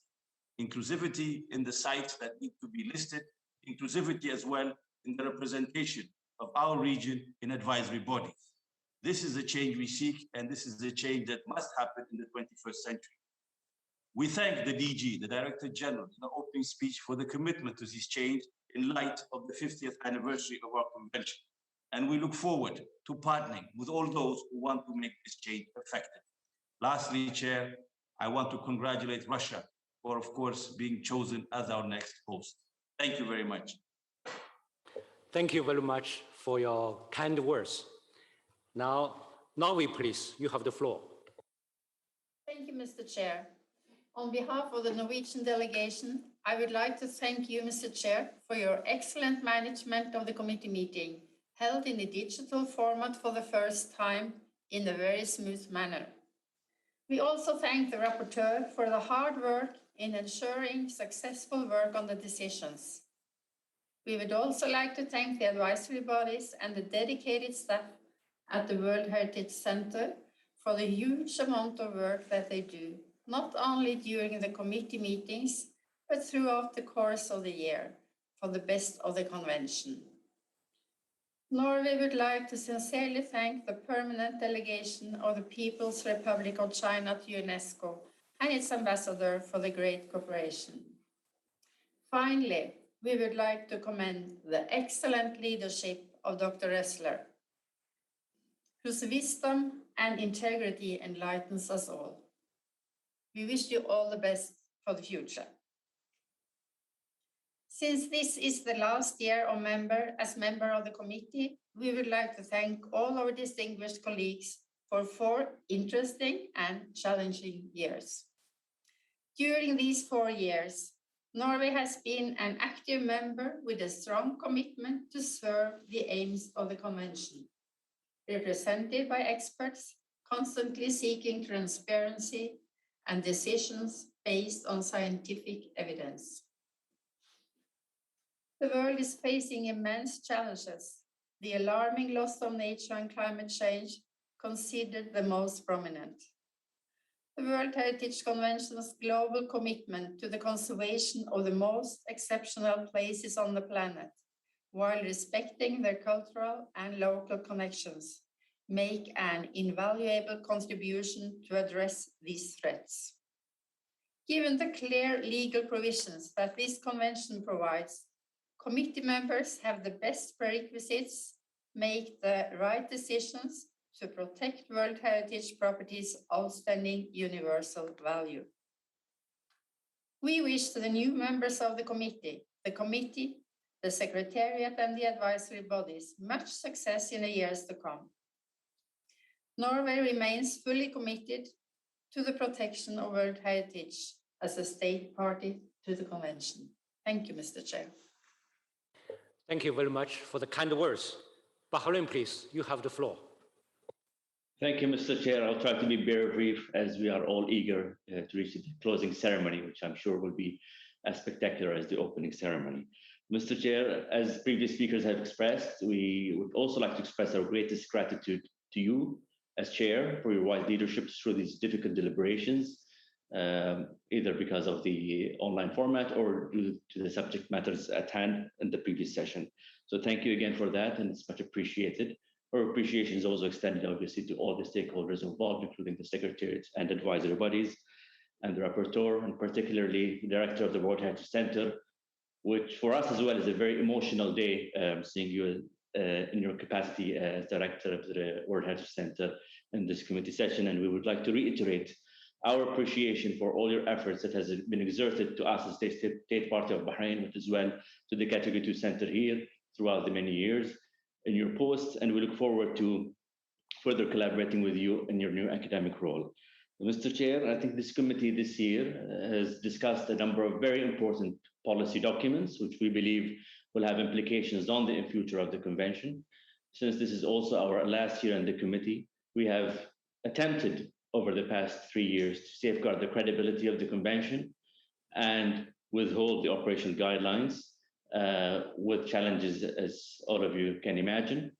And we will continue our role in engaging with other member states, specifically as we reflect next year with regards to the future of this convention as a member state of the convention. And I think what is obvious through our deliberations during this session and previous sessions is that further transparency, further dialogue needs to take place amongst all stakeholders in the World Heritage System. And we will continue to seek that reflected in the way we operate in the future. And as well, we wish all the best for the new committee members that will be joining the committee next year. And we will continue our collaboration with them as an observing state member. Thank you, Mr. Chair. Thank you for your kind words. Now, Thailand, please, you have the floor. Thank you, Mr. Chairman. First of all, my delegation wishes to go on record in expressing our utmost appreciation to China and the people of China for going to great lengths in hosting this 44th session of the World Heritage Committee under exceptional circumstances. Our regret, of course, is that we could not be physically present in Fuzhou. We also would like to thank you very warmly, Mr. Chairman, for the very effective and efficient way we've chaired our meeting throughout the past 2 weeks. As expressed by all the delegation, we very much appreciate your able chairmanship in guiding our meeting to a very fruitful and successful conclusion. On the part of Thailand, we were very happy that our Gangrajan Forest Complex have been inscribed as a World Heritage Site. We look forward also to taking up our role as Vice Chair and working with the incoming Chair, Russia, at the 45th session of the World Heritage Committee. Finally, we'd like to express our deep thanks to Madam Rossler for her 30 years of service to the World Heritage Center and to the committee. We wish her the best of luck. Thank you. Thank you for your kind words. Australia, please, you have the floor. Thank you, Chair. As Australia's term on the committee comes to a close, we wanted to take this opportunity to recognise the achievements of this committee and the challenges and opportunities to come. This is particularly relevant as we collectively look towards the 50th anniversary. Taking action to address climate change and progressing reforms on the nomination and state of conservation processes were two key pillars of Australia's candidacy for this committee term. And Australia is very proud to be part of this committee that has endorsed the updated climate change policy, which will allow for a considered and proactive approach to supporting the conservation of sites around the world under pressure from this global challenge. And on this note, Chair, I wanted to join with others to provide my condolences to China and to other countries who have suffered disasters during the course of this meeting. We welcome the decision of the committee to hold a dialogue on these matters and look forward to its flow through to future conservation processes. We're also very proud to be part of the preliminary assessment reforms, which presents opportunities to progress the aims of the global strategy and to ensure the inclusive nature that we've just discussed and other speakers before me have mentioned. I'd like, on behalf of my country, to sincerely thank China for hosting and to you, Chair, for your skillful navigating in this challenging virtual environment. I'd also like to pass my thanks to the Permanent Representative of China for his contribution in Paris to making WHC such a success.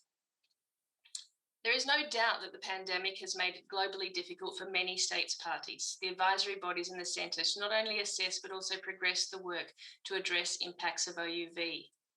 But China's commitment to making this meeting a success has been deeply appreciated by all committee members and others involved in this meeting. Against this backdrop, never has constructive and transparent dialogue been so critical, including with Indigenous peoples and local communities to informing committee decision making. While this is the last committee meeting of our current term, we will continue to be an active and constructive state party committed to promoting and maintaining the integrity of the World Heritage Convention in its important conservation role. I thank you, Chair, and to my dear committee members for their tireless work and guidance and advice and their collaborative approach throughout this meeting and during Australia's term. I'd also like to thank so many others, including the Kingdom of Bahrain for its work with the rapporteur and others. And on this note, a very special, sincere thanks to Dr. Mechtilde Rossler for her tireless work for over 30 years to assist states parties and their peoples in their endeavours to conserve and protect the world's cultural and natural heritage. Chair, we recognise the important role that we all play, all members of the Convention, observers and civil society, and we thank you for your contributions to this effort. We're sorry that we've missed the opportunity to go to Fuzhou, and I join with the sentiment of my colleague from Saudi Arabia. Throughout this meeting, we all look forward to visiting the many wonderful sites that have been inscribed.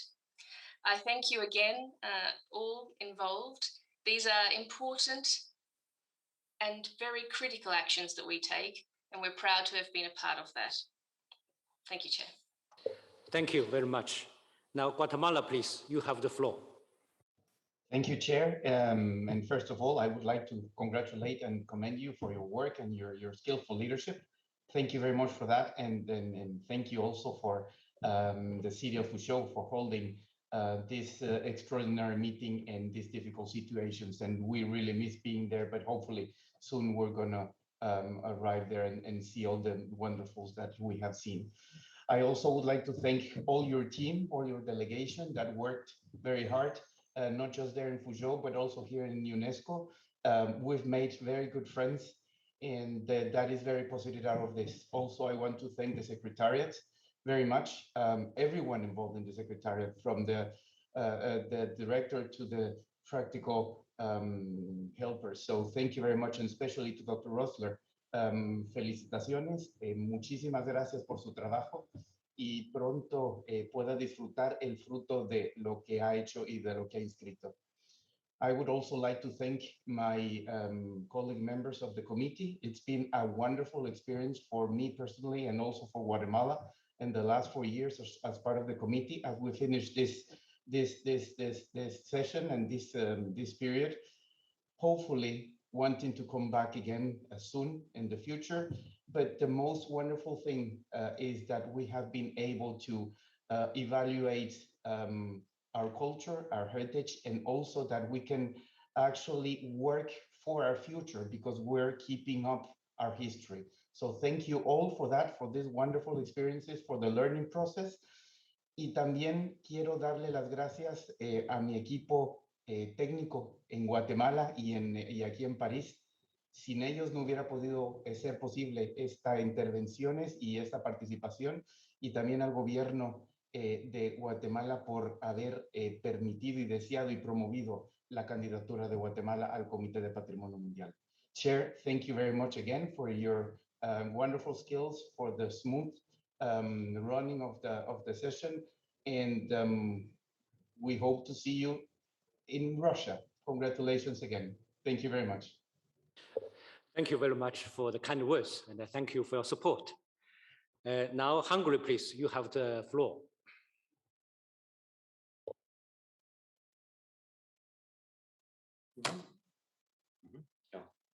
Thank you, Mr. Chair. On behalf of the Hungarian delegation, I would like to take the honor of thanking the People's Republic of China for generously hosting the extended 44th session of the World Heritage Committee. I would also like to thank you, Mr. Chair, for your invaluable consensus-seeking, patient, hard, and highly professional work. Hungary congratulates the rapporteur for her tireless and precise service. We are grateful to the World Heritage Center, especially to the irreplaceable Madame Director Rössler, and the advisory bodies for the committee's support, and to our fellow committee members for their committed discussions, seeking the best solutions for some really difficult issues. Special thanks to all contributions which were presented in order to safeguard the spirit and the rules of the Convention. Congratulations to all new properties inscribed on the World Heritage List, and to the state parties who made serious efforts to conserve the outstanding universal value of their sites. Hungary would express its gratitude once again for the completed policy document on the impacts of climate change on World Heritage properties, which is of fundamental importance for the future conservation of the World Heritage sites.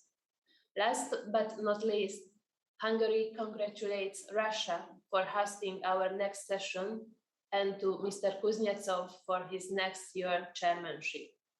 Until we meet in Kazan next year, we wish all colleagues good health and professional successes. Thank you, Mr. Chair. Thank you for your kind words. South Africa, you have the floor. Thank you, Chairperson. As this session draws to a close, what remains of my delegation is to warmly congratulate you, the people and the government of China, for successfully hosting and presiding over this session. We also thank our dear colleague, the permanent delegate of China to UNESCO, for consulting with us here in Paris during the period leading up to this session. Even though we could not travel to China for this meeting, through your favorable manner and disposition, Chair, you brought to our offices and boardrooms during the past 2 weeks a very positive spirit, creating a conducive environment for our deliberations. We are pleased that under your leadership, the committee also inscribed 2 sites from the African continent on the World Heritage List, thereby giving concrete and practical expression of cooperation between Africa and China, cooperation which is underpinned by greater solidarity. I also join other delegations in thanking the Secretariat under Dr. Rössler for the professional and efficient manner in which they provided support to you, Chair, and to this committee. We understand that Dr. Rössler is retiring, and we wish her well in her future endeavors.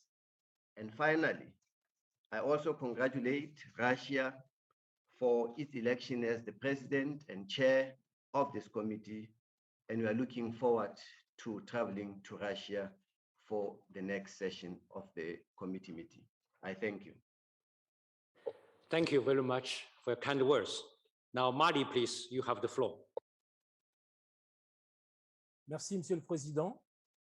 Nous voudrions par ce message renouveler aux autorités chinoises pour l'accueil et la pleine réussite de cette 44e session. Monsieur le Président, à vous personnellement, nous vous adressons nos félicitations et notre gratitude pour la bonne conduite de nos travaux avec un sens élevé de patience et d'écoute inclusive. Toutes nos félicitations à l'ensemble des États parties pour les nouvelles inscriptions, les avancées sur les états de conservation et les progrès réalisés sur la question des sites de mémoire des conflits récents. Notre reconnaissance vont en outre au secrétariat, aux organes consultatifs qui ont fait un travail formidable.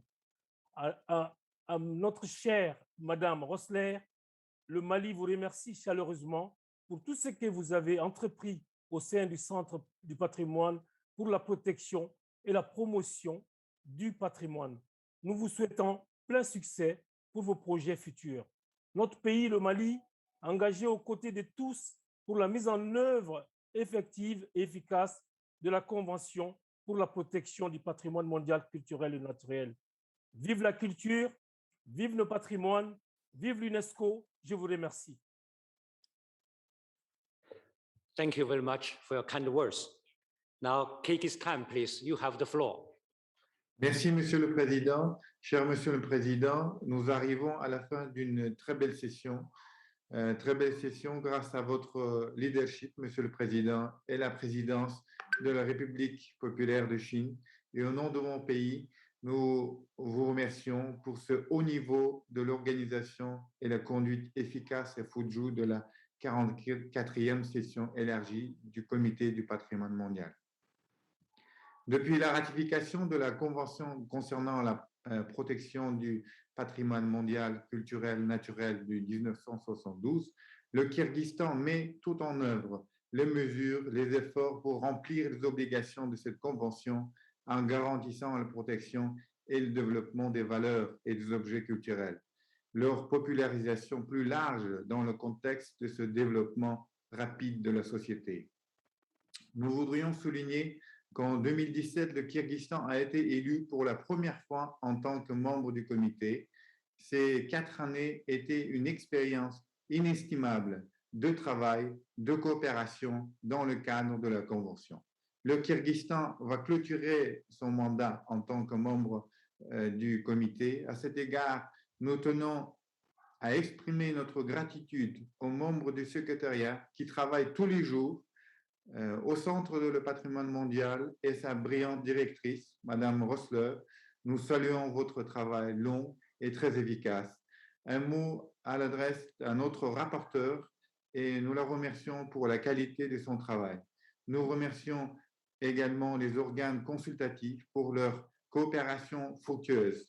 Nous voudrions encore saluer tous les membres du comité qui sont, avec le Kyrgyzstan, ont porté l'esprit de cette convention en cette 44e session élargie. Merci, Monsieur le Président. Thank you very much for the kind words. Now, China, please, you have the floor.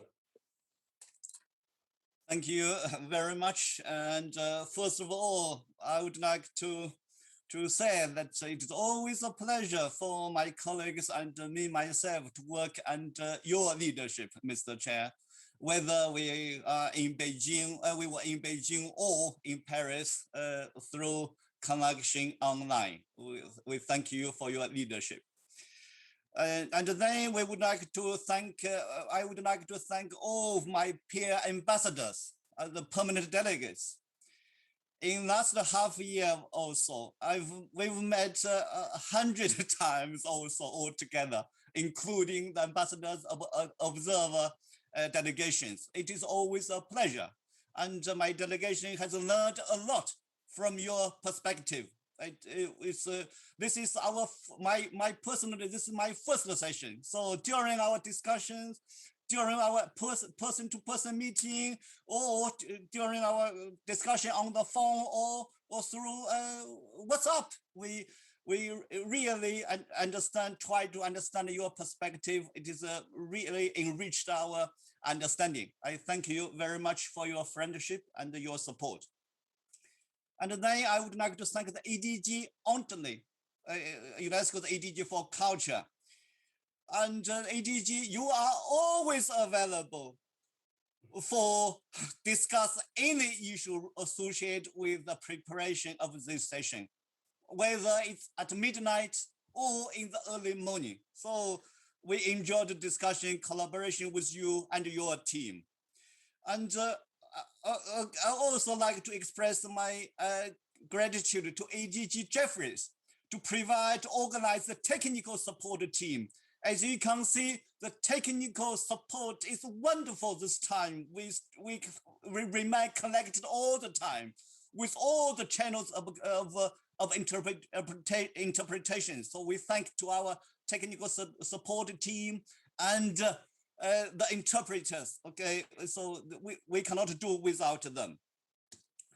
For Dr. Rosner, my special thanks to you for your understanding. And I'm really happy you enjoyed the 2-week quarantine in Shanghai.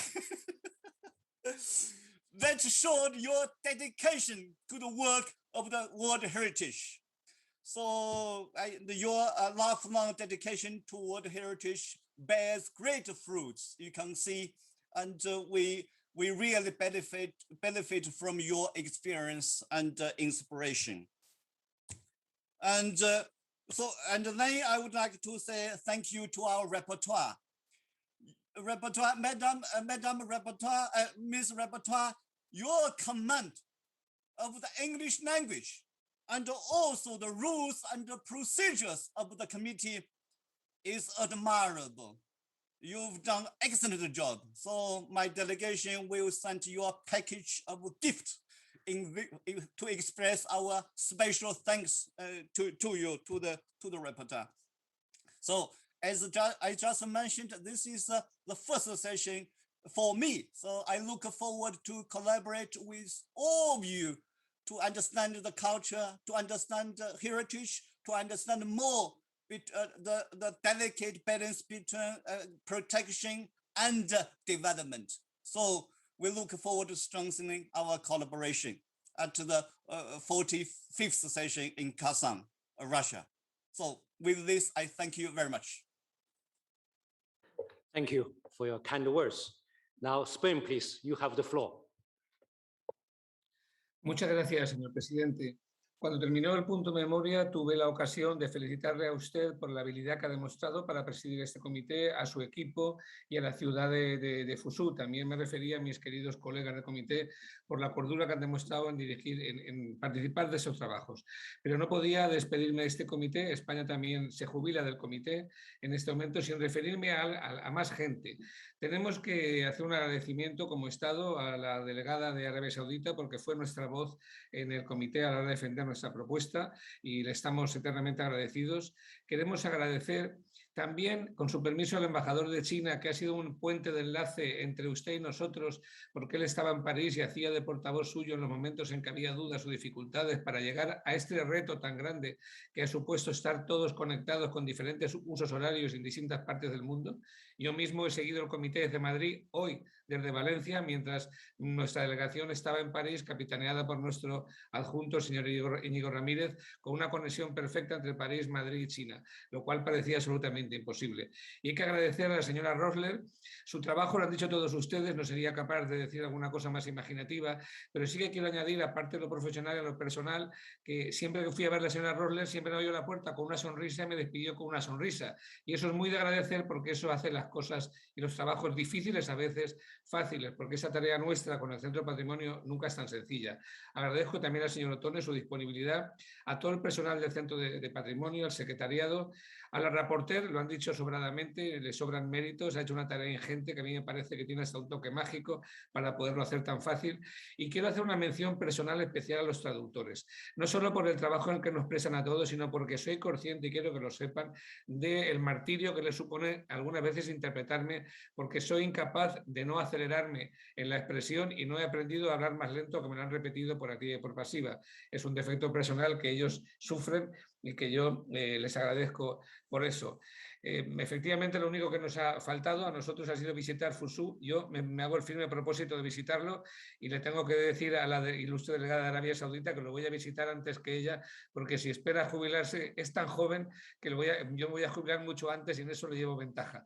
Ya le contaré para que tenga una idea cuando vuelva de cómo es esa hermosa ciudad. Ha sido una experiencia laboral, diplomática y emocional difícil de describir y quiero agradecer a todos ustedes haberme permitido participar en esa experiencia. Muchas gracias. Thank you very much for your kind words. Now, Bosnia-Herzegovina, you have the floor. 谢谢主席先生。我首先向中国所有，因为我们这一段时间也经常说有关气候变化，我对所有自然灾害受害者表示衷心的慰问。这是第一。我感谢中华人民共和国福州市所有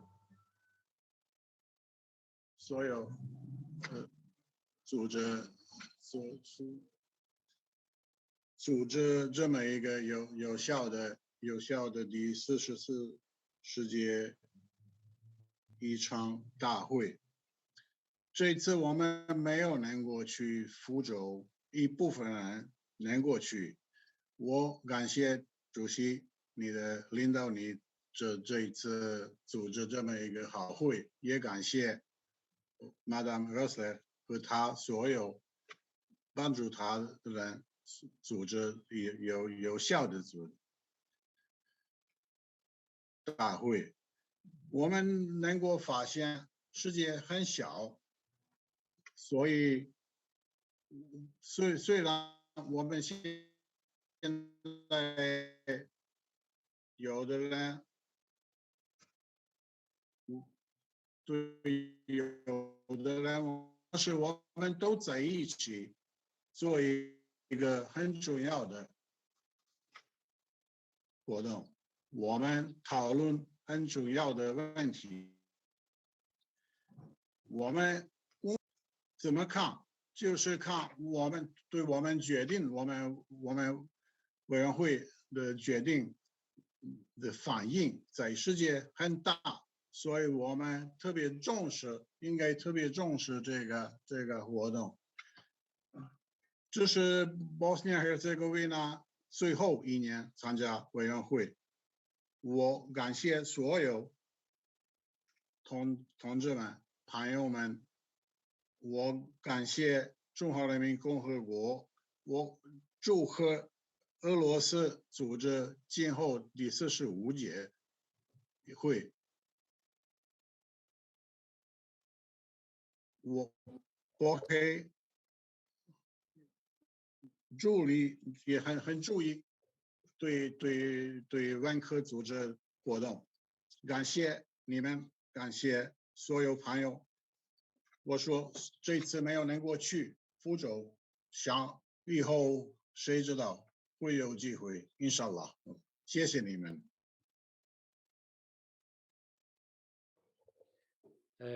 非常感谢波黑代表先生热情洋溢的讲话，感谢你对中国受灾群众的慰问和支持。你的中文讲得非常好，我听了之后感到非常的高兴。Thank you very much for your warm words。欢迎你找机会来中国访问。Now I give the floor to IUCN. You have the floor. Thank you, Mr. Chair.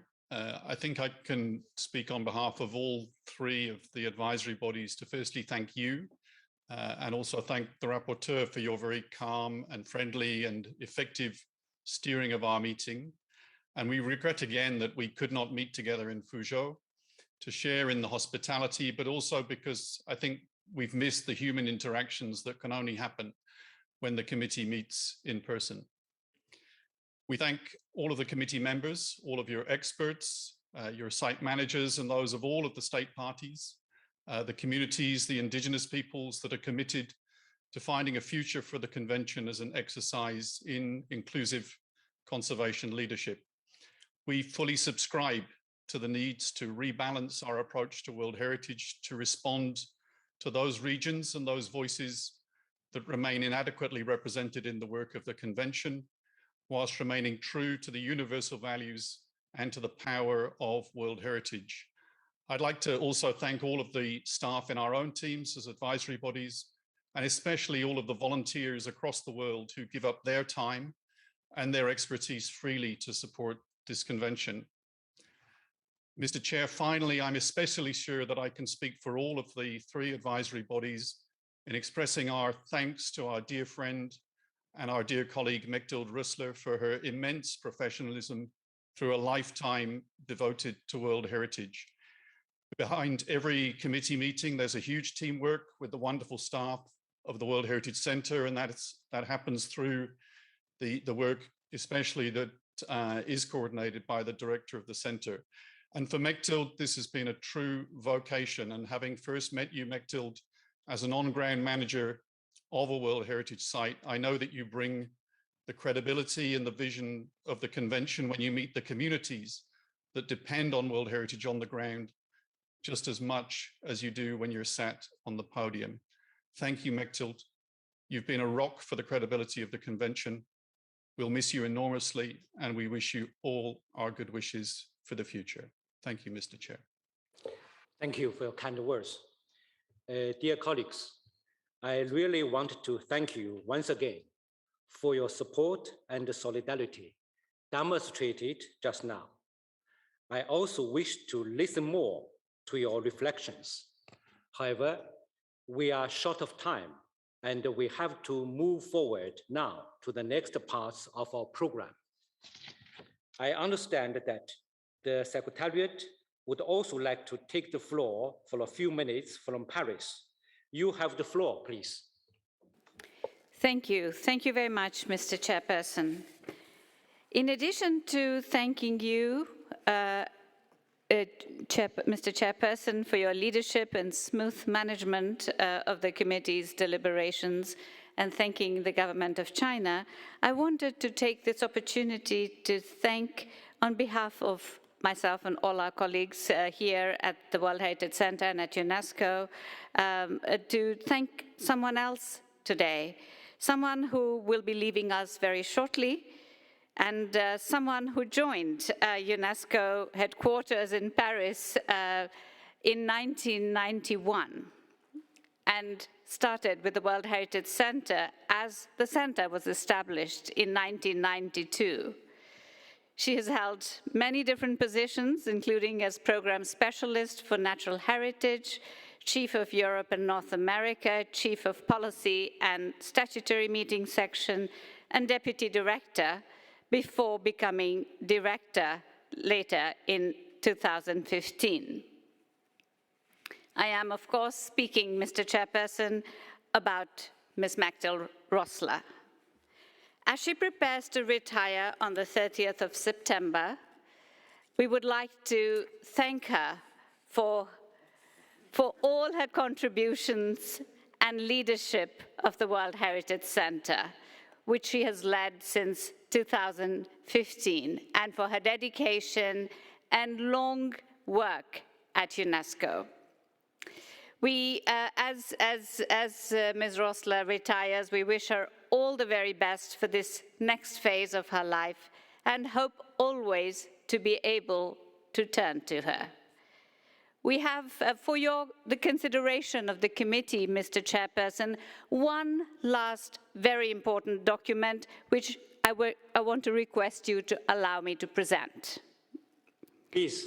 Thank you very much, Mr. Chairperson. The presentation is going to proceed now.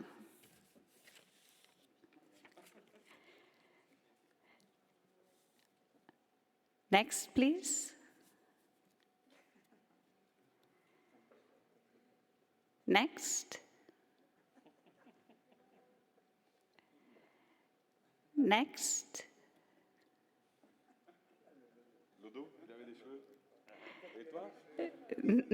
Next, please.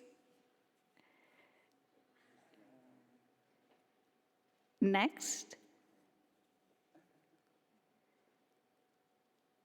Next, please.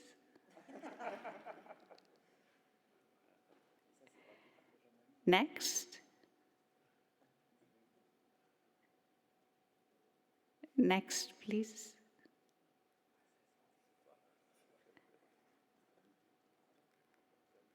Next.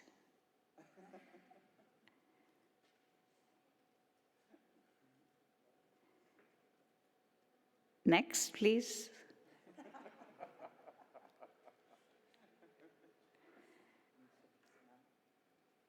Next.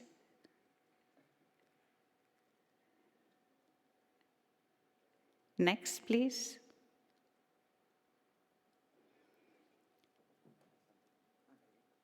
Next.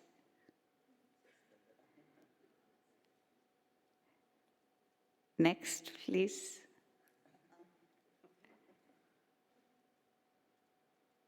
Next.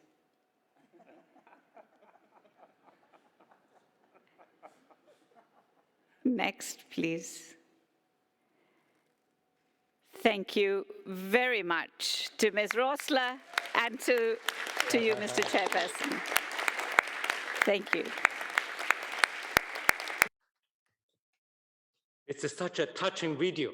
So let me join the Secretariat in Paris on behalf of the entire committee and in my own name to praise Dr. Rossler for your outstanding leadership in the World Heritage Center and for your remarkable contribution to the cause of World Heritage. Dr. Rossler, you have our highest tribute and friendship forever. I trust that with your honorable retirement, you will open a new chapter of your life and make constant and fresh contribution to the World Heritage. I wish you all the best. Thank you very much, Mr. Chair. Dear colleagues, last but not least, let me salute on behalf of the entire committee, our Ms. Rapporteur and her team, who have done such a wonderful job for this session. Ms. Rapporteur, I'd like to highly commend your professionalism and hard work and give you and your team big thanks and best wishes.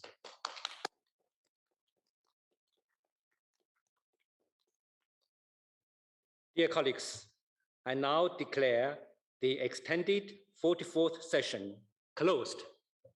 Thank you very much. Congratulations to all. Thank you.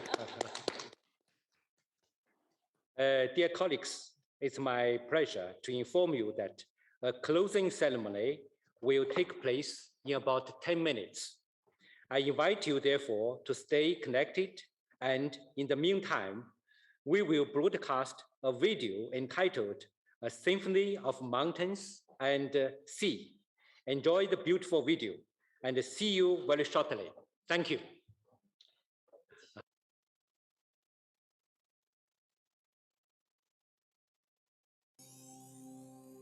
在中国东南，有一片浸润在山峰海涛间的神奇之地——福建。山海交辉，孕育着独特、绮丽的福建文明。18万年前人居洞穴，3万年前的人工石铺地面。 5000年前的陶灯，3000多年前的玄关藏，2000年前的闽越王城，1000年前的洛阳桥，100年前的传政学堂。今天，福建自然生态优良，森林覆盖率已连续42年保持全国第一。 亚热带季风气候下的生物多样性及丰富度，位居全国前列。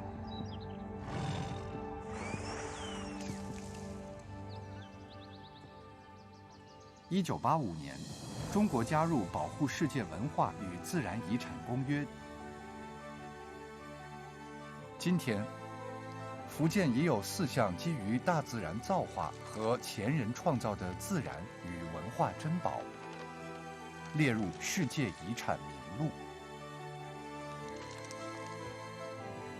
一个绿色生态的福建，一个文明璀璨的福建，从历史走向未来。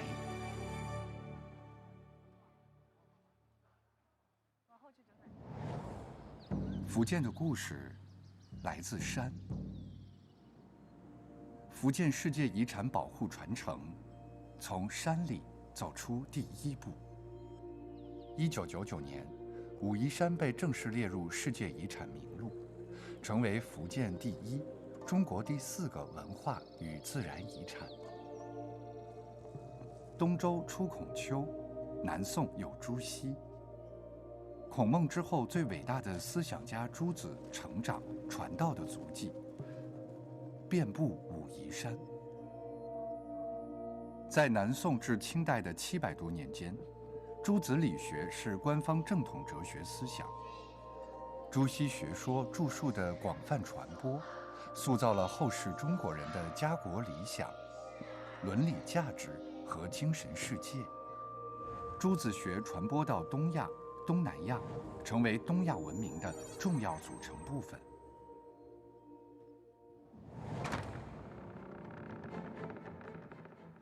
从西晋开始，北方移民大规模的入闽迁徙持续不断，不同时期的福建人在这里开拓新家园。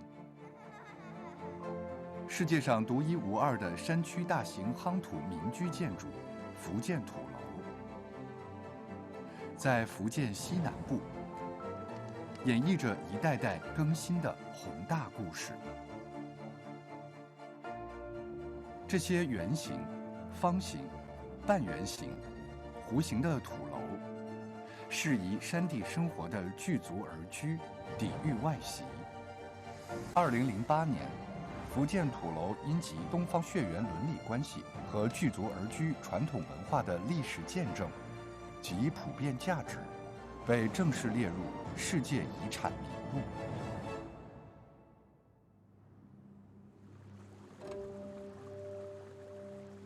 从闽东到浙西，木拱廊桥飞跨山河溪河，便利百姓风雨跋涉。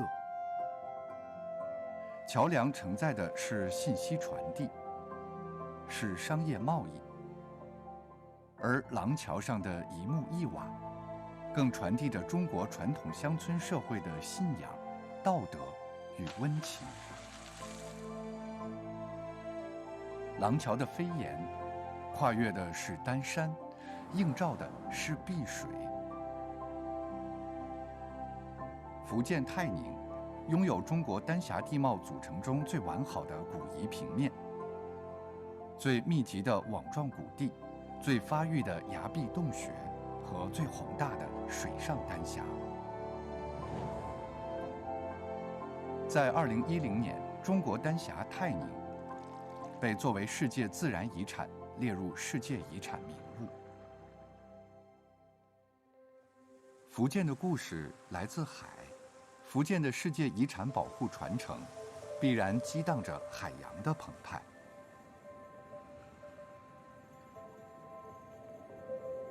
从1000年前的唐朝起，福州、泉州、漳州、厦门轮替成为不同历史时期中国的重要港口。借助季风和洋流，从福建港口出发的货物和神秘的东方传说一道，被带到了遥远的西亚、东非和欧洲。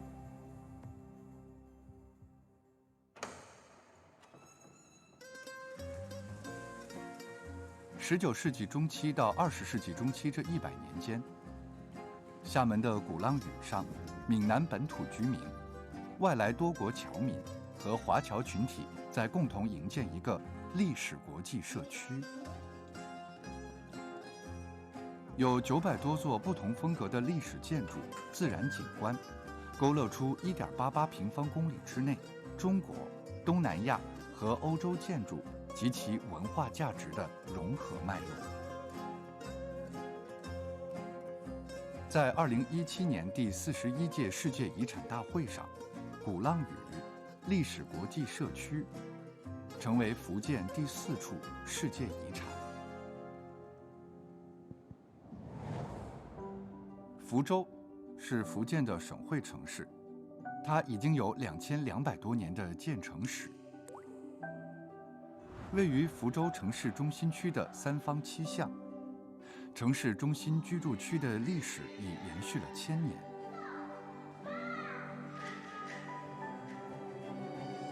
街巷格局被称为中国城市里坊制度活化石。个性丰满而独特的建筑装饰，强烈传递着传统福州士人精英阶层的影响力和艺术趣味、家国理想和道德追求。在19世纪后半期的航海途中，这座伫立在闽江下游马县山上的航标塔被称作中国塔。山下曾诞生了中国近代第一个造船厂，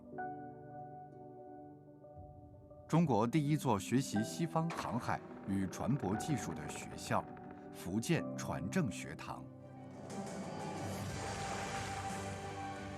今天的福建是中国21世纪海上丝绸之路核心区和互联互通的重要枢纽。这里是中国最早提出建设数字化的省份，是中国首批国家生态文明试验区。这里有先进的制造业、发达的远洋渔业、丰富的物产和多彩的文化生活。持续提升着人们对幸福的感知。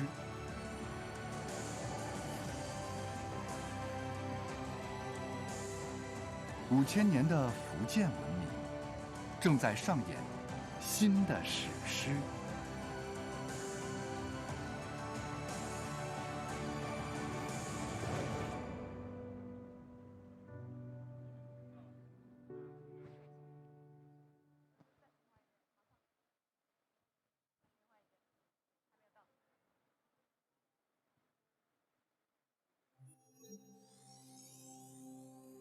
在中国东南，有一片浸润在山峰海涛间的神奇之地——福建。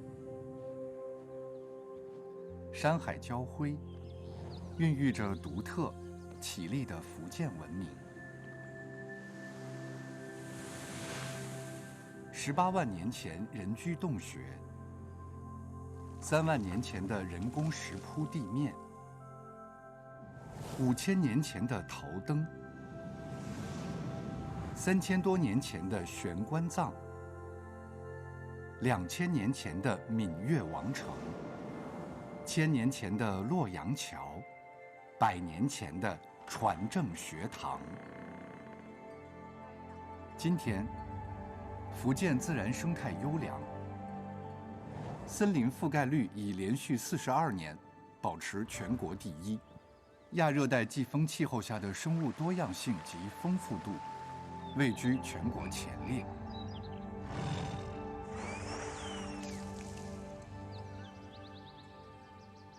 1985年，中国加入保护世界文化与自然遗产公约。今天，福建已有4项基于大自然造化和前人创造的自然与文化珍宝列入世界遗产名录。一个绿色生态的福建，一个文明璀璨的福建，从历史走向未来。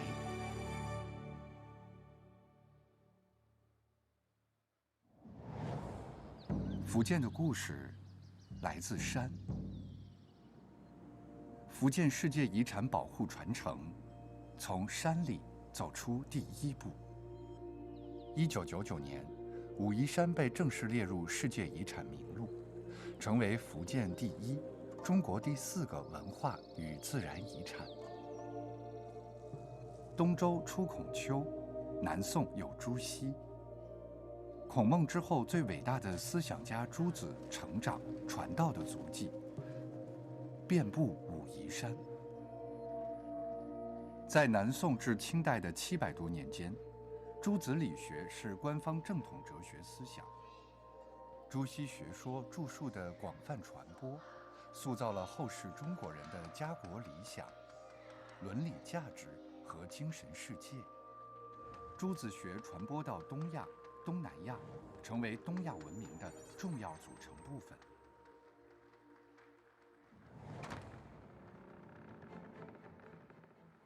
从西晋开始，北方移民大规模的入闽迁徙持续不断，不同时期的福建人在这里开拓新家园。世界上独一无二的山区大型夯土民居建筑——福建土楼，在福建西南部，演绎着一代代更新的宏大故事。这些圆形、方形、半圆形、弧形的土楼是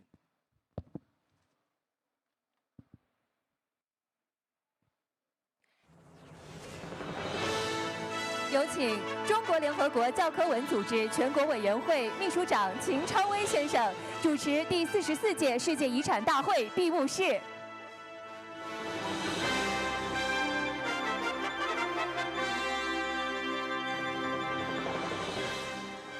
尊敬的各位领导，尊敬的第44届世界遗产大会参会代表们，女士们、先生们，线上线下的各国朋友们，大家好！历时16天，首次以线上线下相结合方式举行的第44届世界遗产大会即将胜利闭幕。在过去的16天里，委员会开展了热烈的讨论，审议通过了一系列关系世界遗产保护事业的重要决定，特别是审议通过了一批新的世界遗产项目，形成了包括福州宣言在内的新的共识。这必将对世界遗产保护事业产生深远而积极的影响，也必将在世界遗产大会史上留下浓墨重彩的一页。现在，我们汇聚云端，汇聚在福州主会场，举行本次大会的闭幕式。让我们共同回顾大会的精彩瞬间。有请。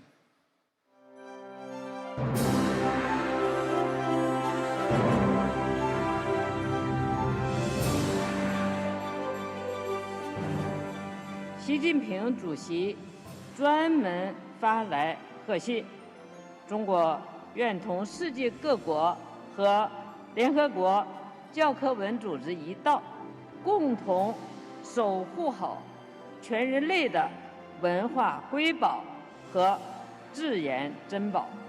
Le président de la République populaire de Chine, Xi Jinping, pour sa lettre de félicitations et pour avoir rappelé en ouverture de cette session notre responsabilité collective pour préserver les trésors que représente le patrimoine, de ces lieux qui disent notre humanité commune et la richesse de nos cultures.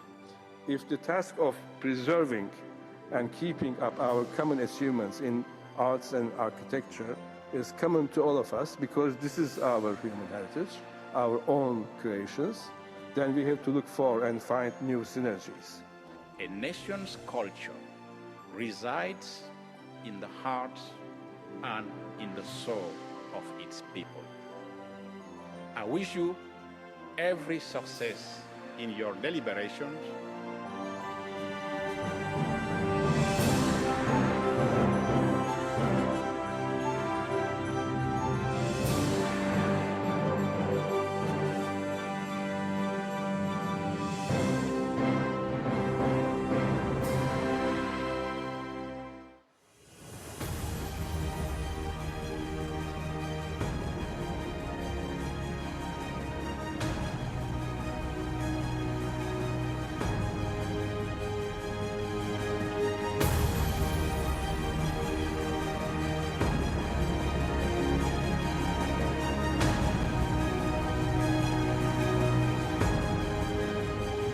大力弘扬和平、发展、公平、正义、民主、自由的全人类共同价值。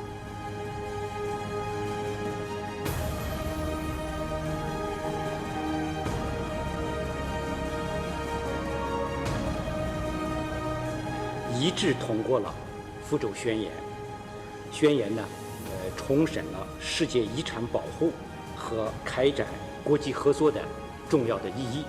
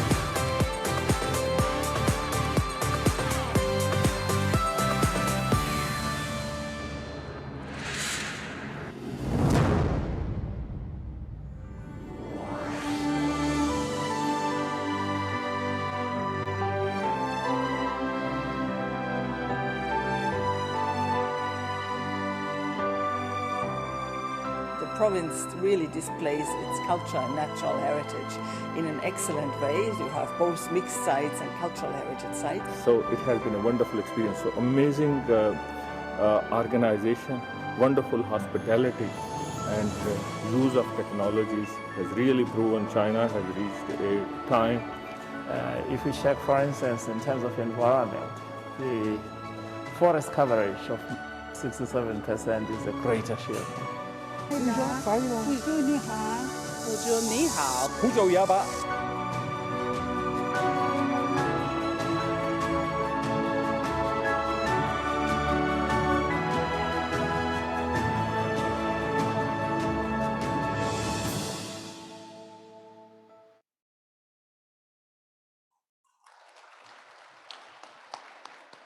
相信这些精彩的瞬间将成为我们难忘的记忆。现在，让我们欢迎联合国教科文组织文化助理总干事奥托内·拉米雷斯先生致辞。Mr. Altone, you have the floor, please.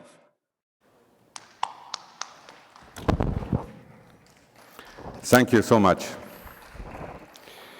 So, Mr. Tian Xuejun, Chair of the World Heritage Committee, Madame Xing Shengping, Head of the Publicity Department of Fujian Province, Mr. Lin Baojing, Secretary General of the CCP Committee of Fuzhou City, Mr. Zheng Yamin, Vice-Governor of Fujian Province, Mr. Yin Yang, Ambassador of China for UNESCO, Excellencies, Excellences, chers membres du comité, chers délégués d'État, partis observateurs, Mesdames et Messieurs.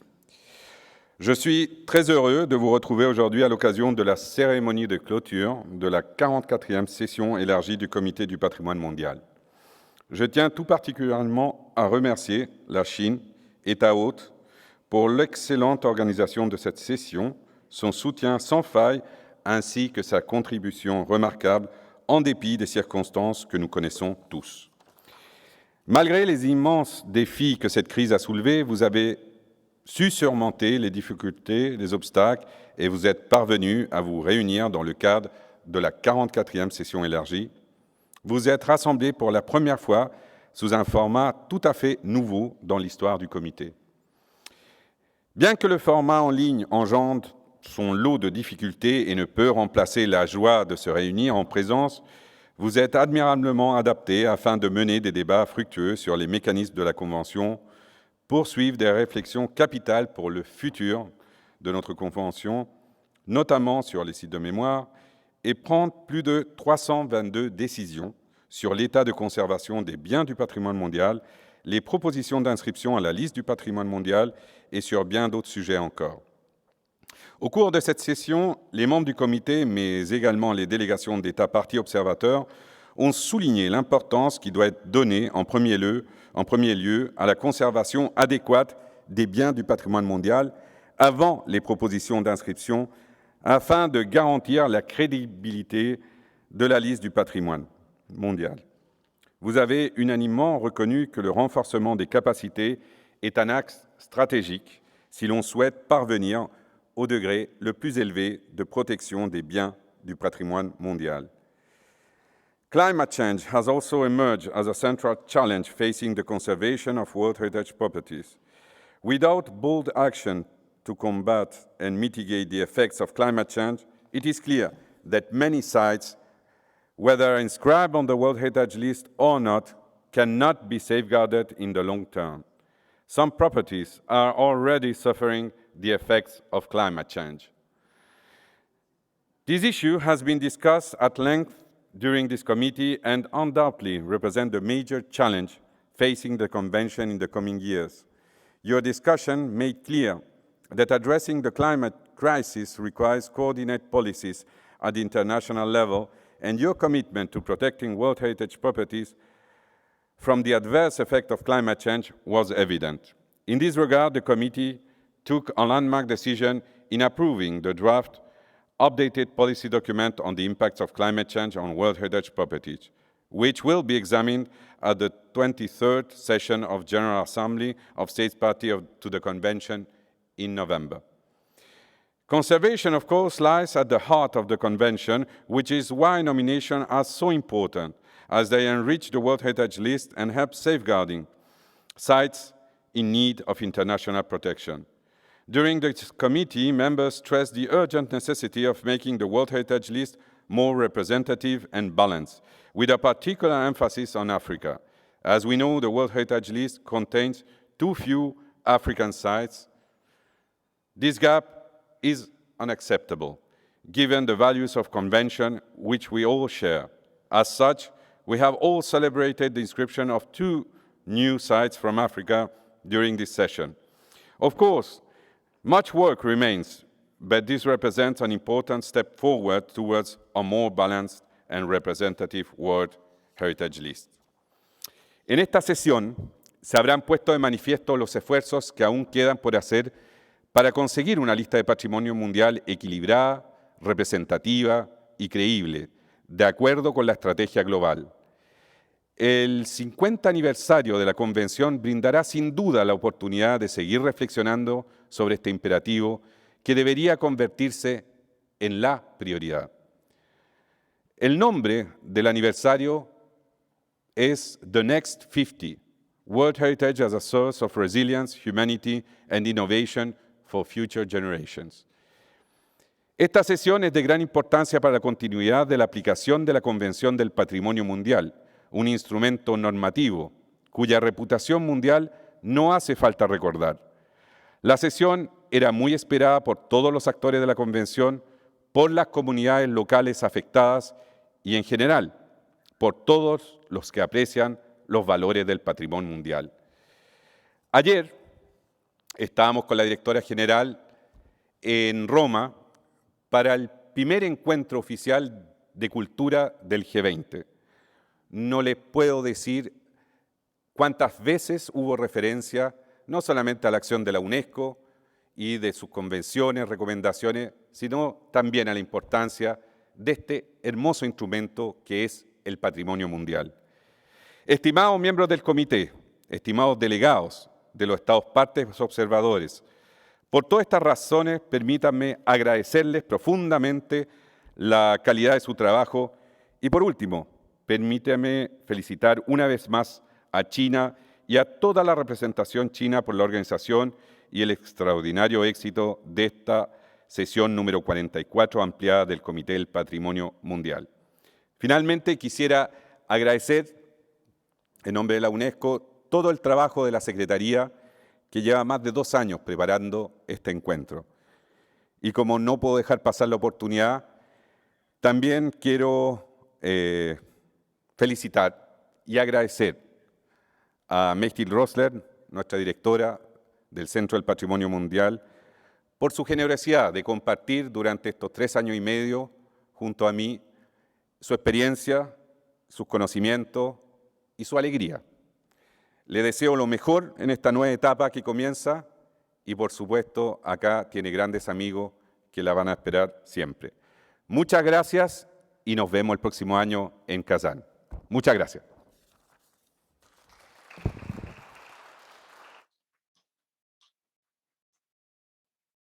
Thank you, Mr. ADG. 现在让我们欢迎第45届世界遗产大会主席、俄罗斯联邦常驻联合国教科文组织代表库兹涅佐夫先生致辞。Mr. Ambassador, you have the floor, please.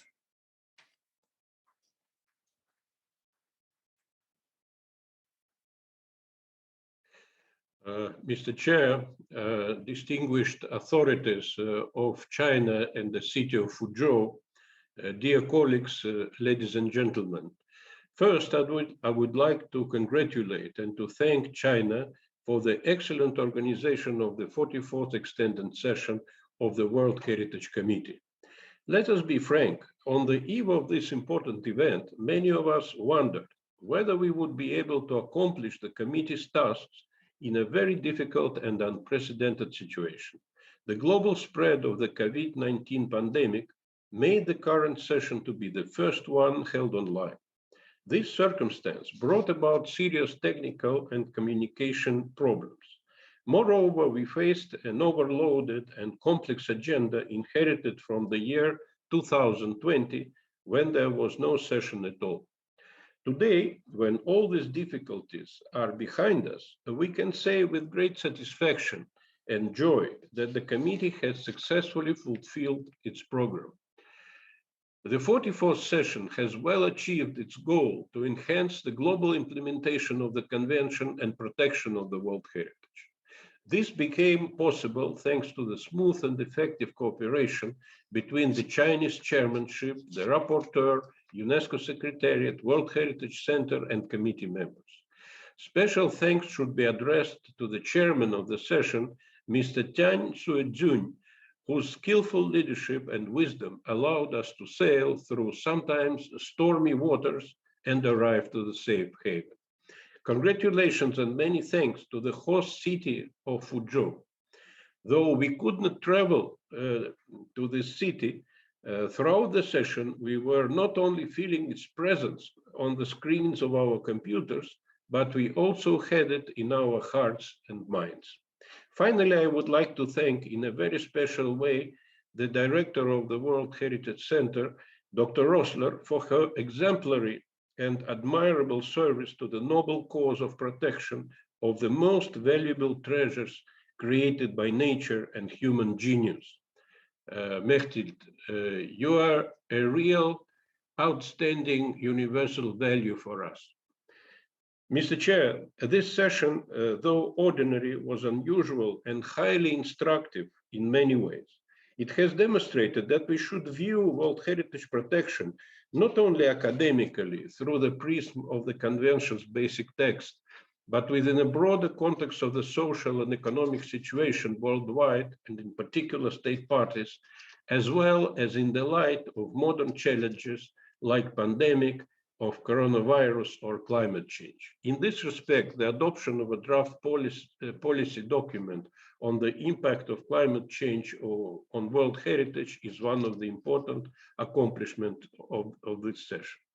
We had also many proofs of the existential need to strike a balance between protection of the World Heritage properties and the interests of economic development, eradication of poverty, and improvement of living conditions of the local people. It is obvious that there are no universal solutions for all properties. Each one requires an individual case-by-case approach.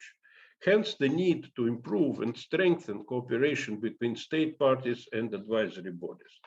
I am pleased to note that at the 44th session, a number of new, interesting, and innovative nominations enriched the World Heritage list, in particular in African countries. I hope that this trend will continue in order to achieve greater diversity and to ensure better representation of all people's heritage. For this purpose, the committee at this session achieved an important milestone for implementation of the nomination reform. the introduction beginning with September of 2023 of the preliminary assessment will improve the assistance given to the state parties by the advisory bodies at the early stages of nomination process. Dear colleagues, obviously it is impossible during one session to address all issues and challenges.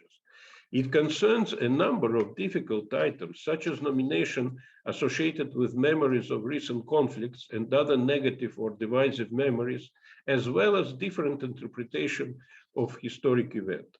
Substantial discussion on such issues should continue within working groups with broad participation of member states. Finally, I would like to thank once again the committee members for entrusting me the chairmanship of the 45th session in Kazan. It will take place in the year of 50th anniversary of the convention. I'm fully aware of the great responsibility which it means. I'm also confident of the support of my government and the Republic of Tatarstan, one of the most faithful partners and friends of UNESCO in Russian Federation. There is no doubt that the city of Kazan, important economic, cultural, and educational center with outstanding sites of World Heritage, will create the best possible conditions for productive work of our committee. Let me remind you of the proposal made yesterday by Mr. Shaimiev, ex-president of Tatarstan and UNESCO Goodwill Ambassador, that the upcoming session takes place under unifying slogan, intercultural dialogue as an imperative for protection of the World Heritage. Thank you once again, dear colleagues, for your trust and support. Goodbye, Fuzhou. We will see each other in Kazan. Zai Jiang Fuzhou, Zai Kashan Huani Dadja.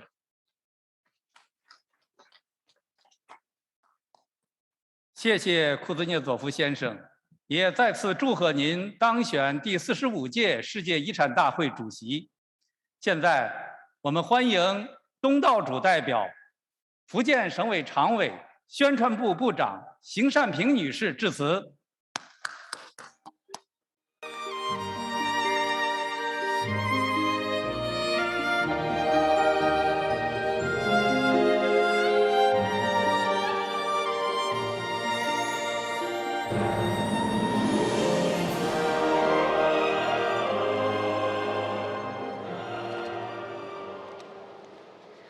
尊敬的中国教育部副部长、中国联合国教科文组织全国委员会主任、第44届世界遗产大会田学军主席，尊敬的联合国教科文组织文化助理总干事奥托内先生，尊敬的第45届世界遗产大会主席、俄罗斯联邦常驻联合国教科文组织代表库兹涅佐夫大使阁下，尊敬的世界遗产中心罗斯勒主任，尊敬的教科文组织北京代表处夏泽汉主任，女士们、先生们、朋友们，今天第44届世界遗产大会圆满完成各项议程，即将落下帷幕。受尹力书记、王宁省长委托，我谨代表福建省委、省政府和4000多万福建人民，对大会的成功举办表示热烈祝贺，向参加会议的各国嘉宾、各位代表致以诚挚问候，向为大会成功举办付出辛勤努力的专家学者、工作人员及志愿者表示衷心的感谢。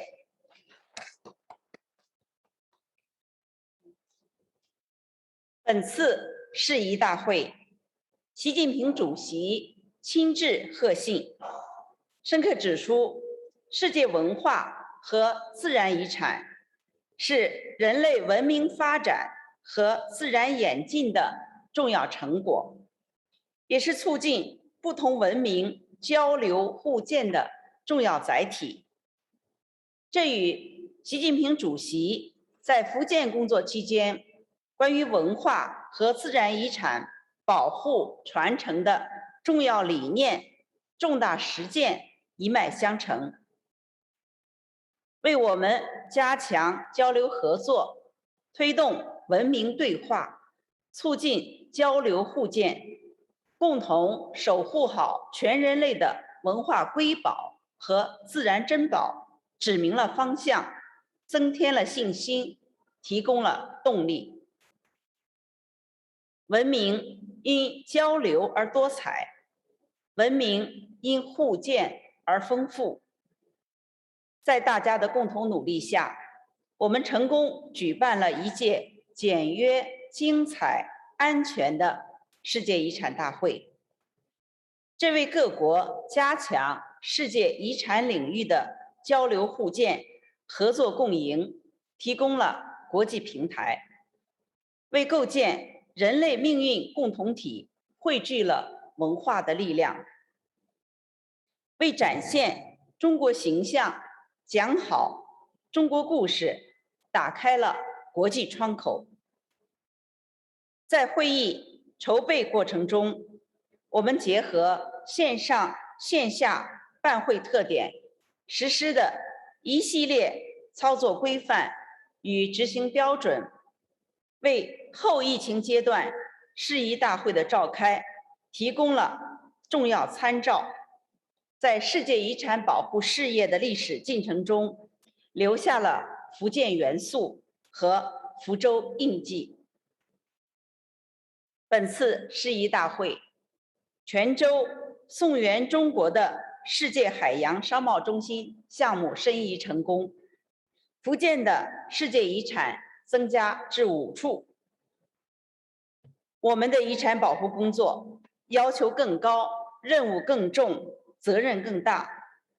我们将以此为契机，认真贯彻习近平主席治信精神，本着对历史和人民负责的态度，努力践行新发展理念，认真履行保护世界文化和自然遗产公约，坚持科学保护、活态传承、融合发展，不断提高遗产保护能力和水平，保护好、传承好、利用好福建的文化和自然遗产，努力为世界遗产保护事业做出新的贡献。最后，恭祝各位领导、各位嘉宾、各位朋友身体健康，工作顺利，阖家幸福。谢谢大家。谢谢邢善平部长，也再次感谢本次大会的东道主。现在，让我们欢迎第44届世界遗产大会主席、中华人民共和国教育部副部长、中国联合国教科文组织全国委员会主任田学军先生致辞。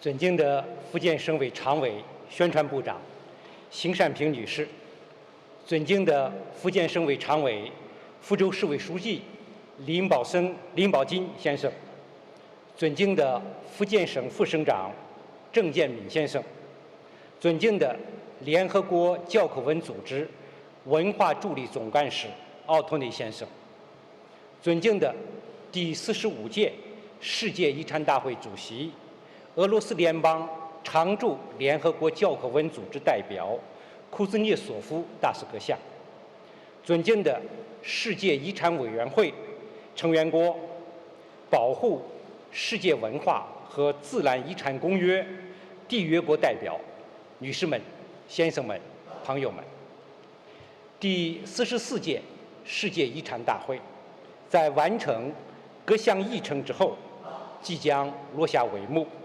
刚才我们通过一部短片共同回顾了本届大会的精彩瞬间。中国高度重视承办本届大会，习近平主席致信祝贺，孙春兰副总理出席开幕式，宣读贺信并致辞。联合国教科文组织总干事阿祖莱女士、大会主席兼吉泽尔先生、执行局主席穆库伊先生共同在线出席开幕式，表达了对大会的坚定支持。大会期间，世界遗产委员会委员国、保护世界文化和自然遗产公约缔约国展现了担当与团结，为世界遗产保护和遗产领域全球治理做出了不懈的努力。我们为应对新冠肺炎疫情给世界遗产事业带来的挑战做出不懈努力。大会一致通过凝聚共识和行动的福州宣言，具有里程碑意义。大会的成功举办成为世界遗产领域各项工作加速恢复的重要标志。大会确立并实用的一系列在线审议操作规范，也为后疫情阶段世界遗产工作提供了重要的参照。我们为推动世界遗产事业可持续发展做出不懈努力。大会高度关注气候变化对世界遗产的影响，重视加强世界遗产能力建设，积极回应发展中国家关于平衡发展与保护关系的需求。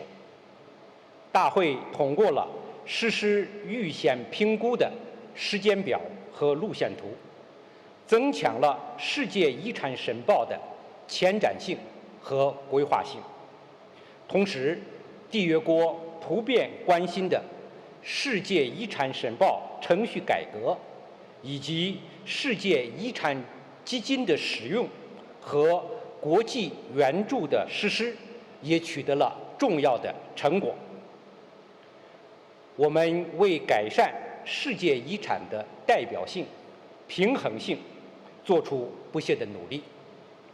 大会将34个提名项目列入世界遗产名录，3个已经列入名录，实现重大拓展。发达国家和发展中国家新增世界遗产大体均衡，多国跨境联合申报和系列遗产类型实现增长。委员国在审议提名项目的过程中，既坚持了公约确立的原则，也对来自发展中国家的提名项目表达了支持和鼓励。我们高兴地看到，非洲国家新增2项世界遗产，非洲优先全球事项得到具体的落实。虽然只能相距云端，但是我们仍可透过屏幕分享缔约国成功的喜悦。我们为加强世界遗产保护状况的监管做出不懈努力。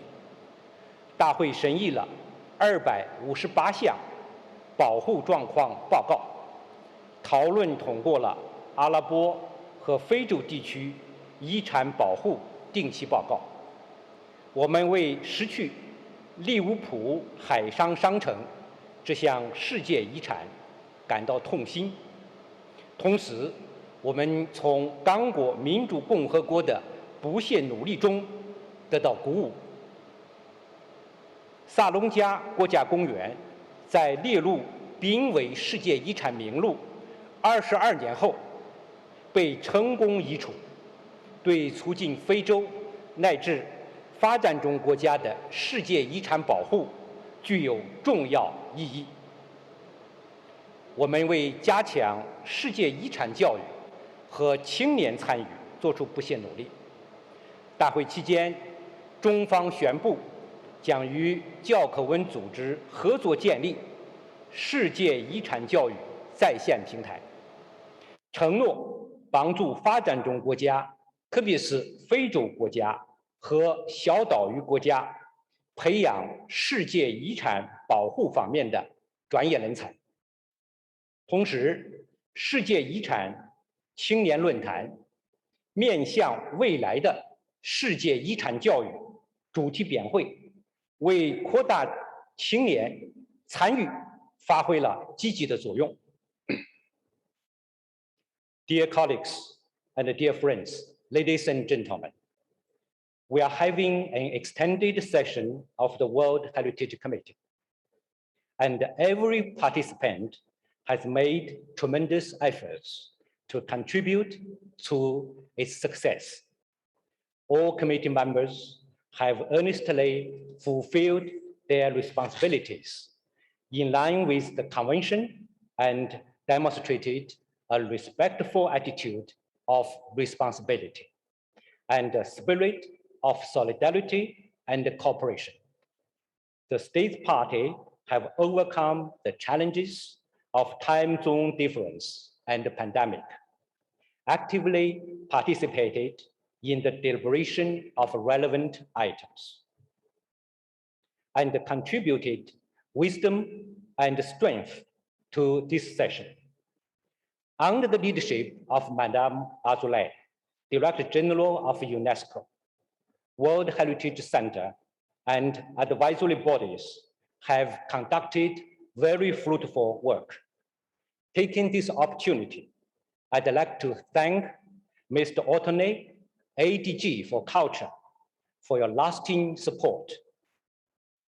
I would like to give my special appreciation to Dr. Rosler and her team for traveling thousands of kilometers to Fuzhou and provided very helpful assistance.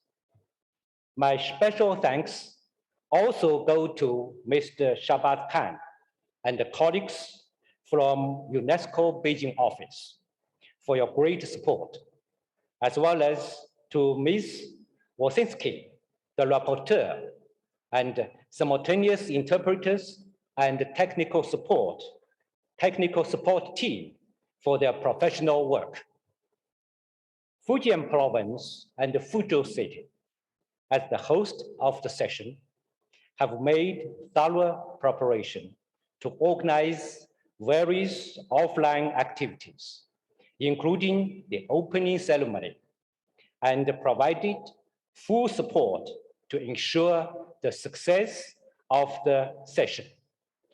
During the session, diverse and colorful heritage exhibitions and experience activities have been organized, and the working staff and the volunteers have provided very considerate services with great hospitality.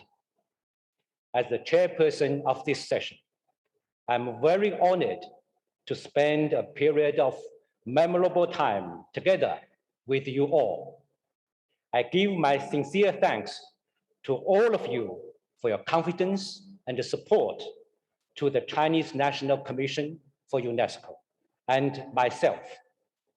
Also, I give my sincere thanks to every individual who has made a contribution to the success of this session. Ladies and gentlemen and friends, China is a conscious practitioner of world heritage protection and an active facilitator of the cooperation relating to world heritage.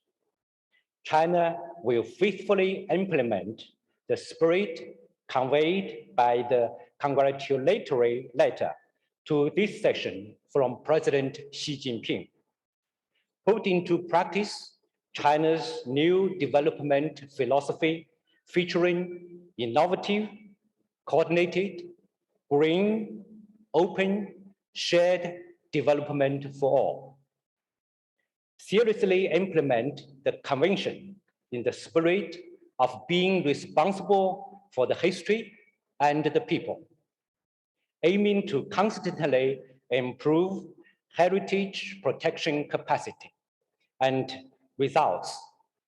China stands ready for more exchanges and cooperation with all other countries, as well as UNESCO, to promote dialogue between civilizations, support the protection of world heritage, and jointly preserve the cultural and natural treasures of all humanity. President Xi Jinping pointed out that world cultural and natural heritage is an essential vehicle for promoting exchanges and mutual learning among different civilizations. In this session, the committee decided by consensus to inscribe Quanzhou, Emporium of the World in Xuejun, China, on the World Heritage List. The outstanding universal value of this property as a window of international economic and cultural exchanges, a critical node on the maritime Silk Road, and an outstanding exemplar of the world's maritime trade centers, has been highly recognized. Looking forward, China will take World Heritage as a window to showcase the extensive and profound culture of China, to display a beautiful China with lucid water and green mountains, and help the world to better understand China. China will take World Heritage as a bridge to facilitate a dialogue between civilizations, promote exchanges and mutual learning, foster a high-quality development of the Belt and Road Initiative through joint efforts, and build a community with a shared future for humankind. 女士们、先生们、朋友们，好风凭借力，扬帆正当时。世界遗产保护事业将从福州出发，开启一段新的航程。相信在有福之州达成的共识、凝聚的力量，能够推动我们共同的崇高事业行稳致远。最后，预祝第45届世界遗产大会东道主俄罗斯喀山市举办一届出色的世界遗产大会。现在我宣布第44届世界遗产大会闭幕，朋友们再见。